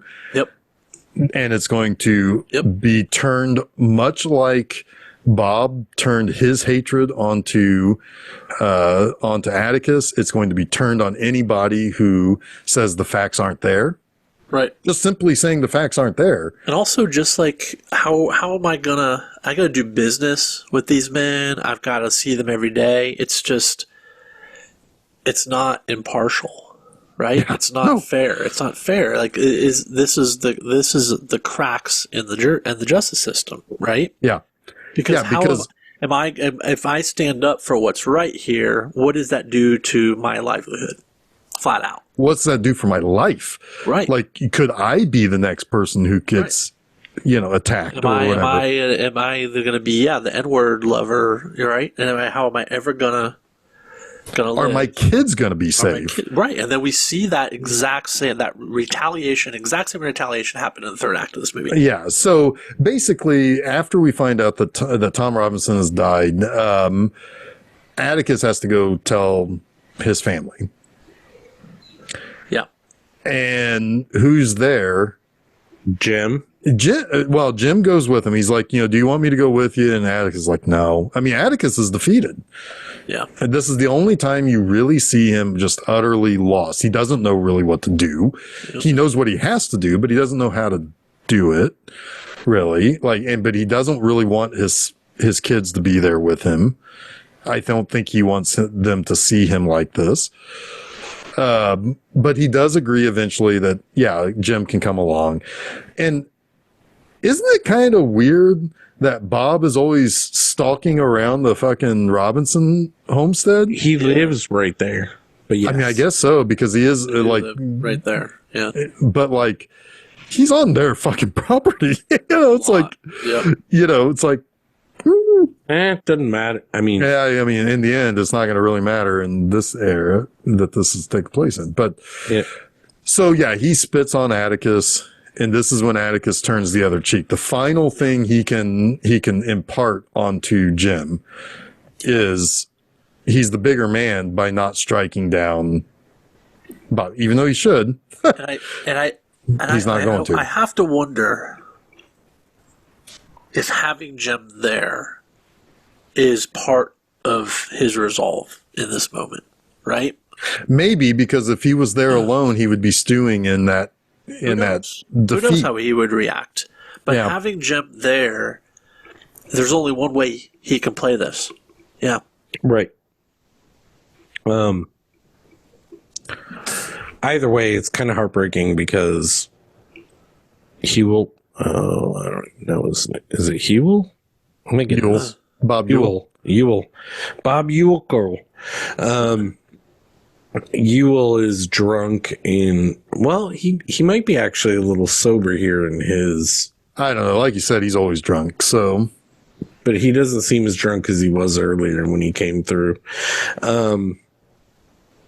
But yeah. oh, and real quick, the way Bob was sitting on the stand when he was getting cross-examined. First of all, he gets up without being dismissed. Like, he said all he needs to say. So to get does what he his wants. daughter. Yeah.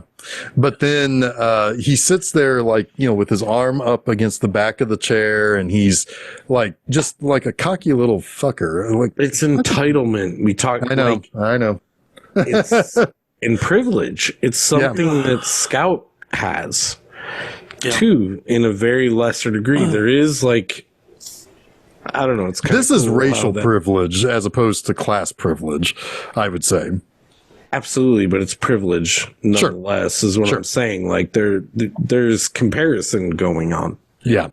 But he is, I mean, he is playing his as, a little bit cockier than the innocence, of course, of course. Scout. But yeah, it just everything about this guy, you just fucking hate him. He's just so detestable. Yeah, I want to punch him in his dick. Right in the dick. Beat his cheeks. But Atticus basically walks away from it. Another lesson for Jem, as you said. They go home sometime later. The time has turned to fall. Yes. And it's going to be the Halloween pageant that She's dressed as a ham. she is a ham, so she should go as a ham. It's adorable. But then, like, they get stuck late at the school because she can't find her dress or shoes. She's lost them. Right. He's like, well, and Jim's going to walk her home, and they have to walk through the wooded area that This ends is up so on their terrifying in the book. Yeah. Like- yeah. It's street. Well, so somebody pick up from here.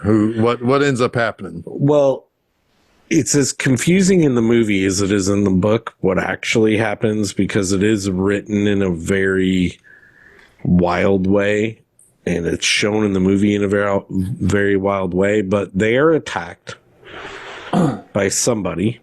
You don't know who it is. And while they are being attacked, somebody else comes in and saves their asses. And you don't know who it is. If you read the book as I did, you had no idea who saved them. Some people probably got the hint. I did not. I had no fucking idea. I saved them. I'm like, oh, Boo Radley's killing these kids finally. Those goddamn kids keep looking in his window. But yeah, now Scout is left in the wooded area, and she kind of crawls out of her ham and runs after, because she does see that somebody is carrying. Yeah, Jem. there is a fight. Somebody's arm is broken. Jem has been beaten up. Scout does see someone running her brother down the road, and she follows them. Yes, And she ends up in the room, and Jem is fucked up. In the book, the very first line is about Jem breaking his arm. Yeah. And that they will eventually talk about later how his arm got broken. Well, this is how. Yeah. And so basically the doctor says that it looks like somebody tried to yank his arm out of its socket, basically, and broke the arm.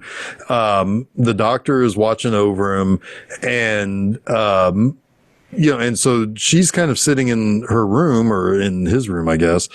And Atticus is talking to him. It's like, did you see who did? It's like, well, it's that man there. And behind his, and it's like, and behind the door is, well, the Robert Duvall doppelganger. Tom Cruise's pit crew chief. Days of Thunder. Who hasn't slept in. But Jason, you have to talk about this realization, because it obviously impacted you. It impacted me, but talk about this realization for Scout. Because Scout doesn't understand what happened, right? And she doesn't understand who saved them. She understands that somebody else was there, right? But she doesn't. She's very confused. But then, she recognizes this figure, and then it all kind of comes crashing down, and she recognizes him as Boo, and who she's never really met, but she just intuitively, the cogs spin into it. Yeah, intuitively she puts it all together, and she says, "Hey, Boo," and the look on her face, the recognition, and the instant feeling of safety that she has in that moment is just beautiful. It's like this beautiful trust of a child who has destroyed their boogeyman, right? Yeah. It's the boogeyman has become a guardian angel. Yeah. It's astounding in the book, and it's astounding here. Yeah. It's so well done that you're like, and you just feel how good that felt for her for all of the walls, or not walls, but all of the mystique just crashes for her. She sees things clearly. And it's also this like reinvigoration of a good in humanity, right? To see like that her boogeyman is actually her savior, right? That they've just encountered the worst of humanity. And it's human. Ways. It's a human savior, not prayer. Not a prayer, not a it's your neighbor. Not an unrealistic idol. It is someone that could be there for you. Yeah. Yes. Yeah. It's astounding. The thing is like, it could be a very terrifying scene, because when she points and it changes the perspective, right. There's a guy in the shadows. That's a horror shot typically, and he's right? Gaunt. He's gaunt, but he's so like turned in on him. You feel sorry for him a little bit, right? Because it's like he's trying to hide. He doesn't want, like he's not there to scare anybody. He just did the right thing. It's one of the most effective moments in literature I've ever read in my life. Like, I told you guys already, I was too stupid to realize he was the one saving them in the woods as I was reading it. I think that's a narrative, like,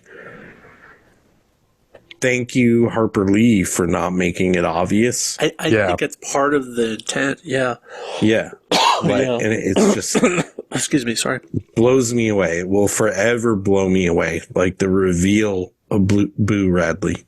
And then to further cement it in the movie, when Atticus and the sheriff leave them together. Yeah. She's safe. She's safe. And she leads Boo by the hand and just showing him around. Yeah. Takes him to Jem. It says he can touch him. You better do it now while he's asleep, because he'll never let you do it while he's awake. Yeah. And then Boo's affection for Jem. It's just yeah, because there's something to be said about the innocence of childhood, the misunderstanding of people, and the realization of what these people are, and the ignorance of the other. Yeah. Yep. Yeah. Right? Like the ignorance of the other is the whole, like, we've already described the thesis of what this movie is, To Kill a Mockingbird. You don't do that. You don't kill the thing that sings to you. Yeah. But it encapsulates the whole story. Like, you have found this man, Tom Robinson, guilty of a murder he didn't commit because he is the other. Yeah.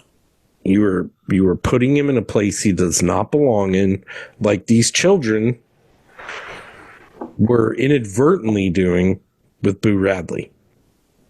Right? Yeah. Like, these stories like sit side by side, and her realization at the end gives her more worldly realization, right? Like, something that Jem has already kind of achieved, she now understands. It's it's beautiful. It's beautiful narrative. Yeah. And so to kind of, like the big conclusion of this is, Atticus tells the cop, it's like, well, Jem might have, in self-defense, killed Bob. And then Tate is like, no, that's not what happened. He fell on his knife. And he's like, well, I mean, maybe it was Boo Radley who killed him in self-defense for the kids. And he's like, no, he fell, and so he kind of works through, like one of you said, work through his guilt. Right. By saying, the wrong thing happened before. And I kind of have a play in this guy being the other guy being dead. This is interesting because in the Wikipedia it says Atticus mistakenly assumes Jem killed Ewell in self-defense. I don't buy that for a second. No, I don't either. I think both of them, both Heck and Atticus, are making that exception that was made earlier for the Ewell family and saying, well, we can't hang this on Boo because he will be hung. Right. They both have different ways of deflecting off of Boo. And Atticus does it in a way that like respects what Atticus is. He's like, it's plausible. I'll tell him Jem did it. Right. And we'll get him off. And that's still like an honorable and plausible thing. Right. Right. And the evidence could be there for that. The sheriff is like, no, I'm not putting anyone through this. Yeah, let's take everyone off the fucking docket. Yeah. I don't care who we know. Exactly. We know that Boo did it. Arthur did it. Yeah. But let's fucking remove that out from everyone's minds. Boo wasn't even there. Right. Yeah, because if he's the hero, if he's truly the hero, we've already found out that the peers in town may not see it that way. They may get another idea because they're going to show up at the building just like they did. Like, Boo is a pariah. Is that the right word? Yeah. I mean, Boo is a Tom Robinson of a different he's color. Right. Yeah. I mean, he's mentally challenged, so he's not worth anything to them either. Right. He's a lesser. Yep. Yeah. Yep. God, I mean, the racist, poor idiot, daughter beaten hick ranks above that in this thing. Yeah. That's Jeff, great. Before we get into Go Set a Watchman to close this episode out, anything else to say about this? It's one of the greatest movies ever made. I mean, it's an important movie. It's, it's so well acted. It's well shot. It's well, Gregory Peck is just. It's astounding. Like, everyone's astounding. Right? It's an amazing movie. Yep. Go Set a Watchman. Yeah, I want to hear about this so that I can then immediately block it out as not part of my head. You shouldn't because it's fucking. There's something it doesn't really change anything elegant about it. Yeah. So I just want to say bookkeeping items, and then you can say what you want about it, Jason, because sure. I think you have like a very good understanding of this, probably better than me. But anyway, it's been a while since I've read it though, so this is supposedly the first draft of Yeah. To Kill a Mockingbird. It is a story that Harper Lee wrote and wanted to release. Publishers, people, whomever read it, and I think Truman Capote read it, and I think ultimately I've read it on a couple of occasions, not set in stone, obviously, because she was dead. Harper Lee was dead when this was published, was that Truman Capote told her, or somebody told her, Yeah. write the story about why. Well, they are like the flashback sequences are the strongest parts. They're like, tell that story. Yes. Yeah. So that's ultimately what she did. She told the story of what happened when they were children. But the part that she had been writing, like, that was the real framework of her original novel, was her as an adult and Atticus as an old man. And the mystique of Atticus cracking. Right. Or not but whatever. Her perception, her deification of Atticus, right, of her father, and coming to hard truths about her father, that he wasn't the perfect man that she had always thought that he was, realizing that he had prejudice, or he had bigotry in his person. Yes, so what she saw is him defending a black man as valor was really just him doing his job, but he was a prejudiced person. Right. And good. Well, yeah, and her not understanding some of the,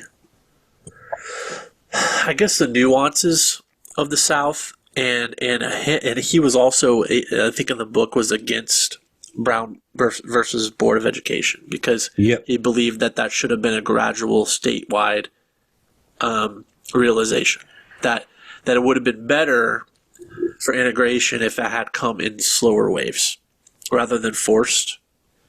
So he had these strong feelings on, not that black people shouldn't have equal rights, but that about some of the ways that it had been, rolled out via government, and that he basically, like, I don't know, I can't remember all the nuance of this, but at the end of the day, like, Atticus was a good man, not a god, right? And it was about her trying to reconcile the fact that her father was a human being and that he was flawed, right? Right. Ultimately, and that some of her way of misunderstanding issues was a reflection of a different type of bigotry, right? Of not truly being able to put herself in other people's shoes, because of an ideal, right or wrong. She was judgmental of anyone who didn't fit, like, her black and white sense of morality that she thought her father was her figurehead for, right? It's very complicated, very complex novel. But at the end of it, it's her kind of coming to that realization, that in allowing her father to be an actual human being and not put on a pedestal, but also her father almost like putting her on his pedestal. Yeah, he's like, you are you're on the right track. You're on the right path. Like, what you believe is real, and I'm very proud of you, and I'm what proud you of believe you for in. your conviction. Yeah. Yes. Yeah. It is interesting because it does put cracks in what the 6-year-old girl thought of her father. Right. But it also reinforces everything he's been telling her her whole life. Which is, it's wild, but she is the adult. Like, her mindset in the beginning of the movie, just to add a little more color, She is in an echo chamber. She is hanging out with people that believe what she believes. She is getting what her father told her when she was a kid, reinforced by other people. And her father was, as we talked about earlier, protecting them from a lot of the complexity and nuance of the world at times. And she's become like the person who's unable to talk to the other side. Yes. To make slow progress, to make progress, because they can't hear that, right? That's kind of his point in Ghost of the Watchmen, is like, I believe what you believe. I just can't, you just can't make them believe it overnight. What's astounding about this book is that it is more ahead of its time so ahead of its time. than To Kill a Mockingbird. To Kill a Mockingbird is, yeah. Because it understands people's psyche, which isn't really examined. It came out the year before Trump was elected president. It's like it is so presciently and perfectly released in that time frame that it hurts. It hurts. But yeah, I still think Atticus is a wonderful human being. He's just more appropriately placed. Yeah. In this novel. Yeah. But he's not that man we thought he was when we read To Kill a Mockingbird, for sure. He was that man, but he wasn't that man through the eyes. He's a different man than the man he was through the eyes of a 6-year-old child. Yeah. Yes. Yeah. It's so hard to explain it because he does have those values and ideals. Those things. He did those things. He stood up for what was right and for justice. But her understanding of why and how he did them is what is different. Yes. Yeah. Yeah. Yeah. Yeah. Jeff, I would recommend, I would recommend reading To Kill a Mockingbird to anyone. Yeah. I would recommend reading Ghost of the Watchmen to anyone. And then watch the movie or whatever. Yes. The books are astounding. They are. And the movie is phenomenal. You'll get so much out of the movie as well if that's all you do. But yeah. Oh, man, this is a good episode. Thank you for watching this with me. Thank you for picking this one. Yeah. Jeff, what is next? Well, it's Lawrence of Arabia, the other movie from 1962. Oh, Larry the Arab. We're gonna watch that. Is that some idiot? Is that some idiot stand-up's puppet? Yeah. Get her done. That was the posthumous novel that T.E. Lawrence released. Oh, Larry, okay, Larry gotcha. the Arab. Larry the Arab.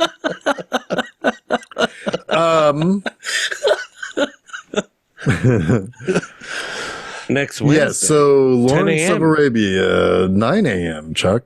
Oh, shit. We started whatever. You can get, if you get there at 10 a.m., it's going to happen. But anyway. It's still there. It's still there. Yeah. So Lawrence of Arabia next Wednesday, the 16th of April. Jason's favorite movie. We finally come full circle. Because, Chuck, what was yours? Yours was Pulp Fiction, right? My favorite movie? Yes. Is Usual Suspects. Okay. But Pulp Fiction's in my we top. still haven't done that. Yeah. Yeah. Okay. Well, we'll get there. So yeah, this is making good on a few years ago. What is wrong with me? Sorry, good. We're making good on the when we did a few years ago, One Flew Over the Cuckoo's Nest being mine, and here we are. We're starting to check them off. So yes, Lawrence of Arabia next Wednesday. Go to filmseizure.com. That's where you'll find all the places you can listen to it. You can listen to it right there. You can also find all the places you can follow us on social media. Also, next Monday, this upcoming the 14th, same places. You can listen to my new episode of Monster Mondays for The Devil's Candy. I like that flick. Yeah, that's good. That's good. Good little flick there. So yeah, all the same places. This upcoming Friday at my website, bmovieenema.com, it is still Trauma Month, and I've got a review of 1986's The Class of Newcomb High. That one's fun too. Yeah, it's fun. All of them were fun for that month. I was happy with those. Anyway, so yeah. I say we wrap things up. I'm just a country lawyer, and I say I say that yeah, I'm gonna go put on my seersucker suit and get my little hat, and I think we've done it. I think we've done it. All right. Until then, I am Jeff Arbuckle. I'm Atticus Chuck. I am Jason Oliver. You almost caught me. And you have been listening to Film Seizure.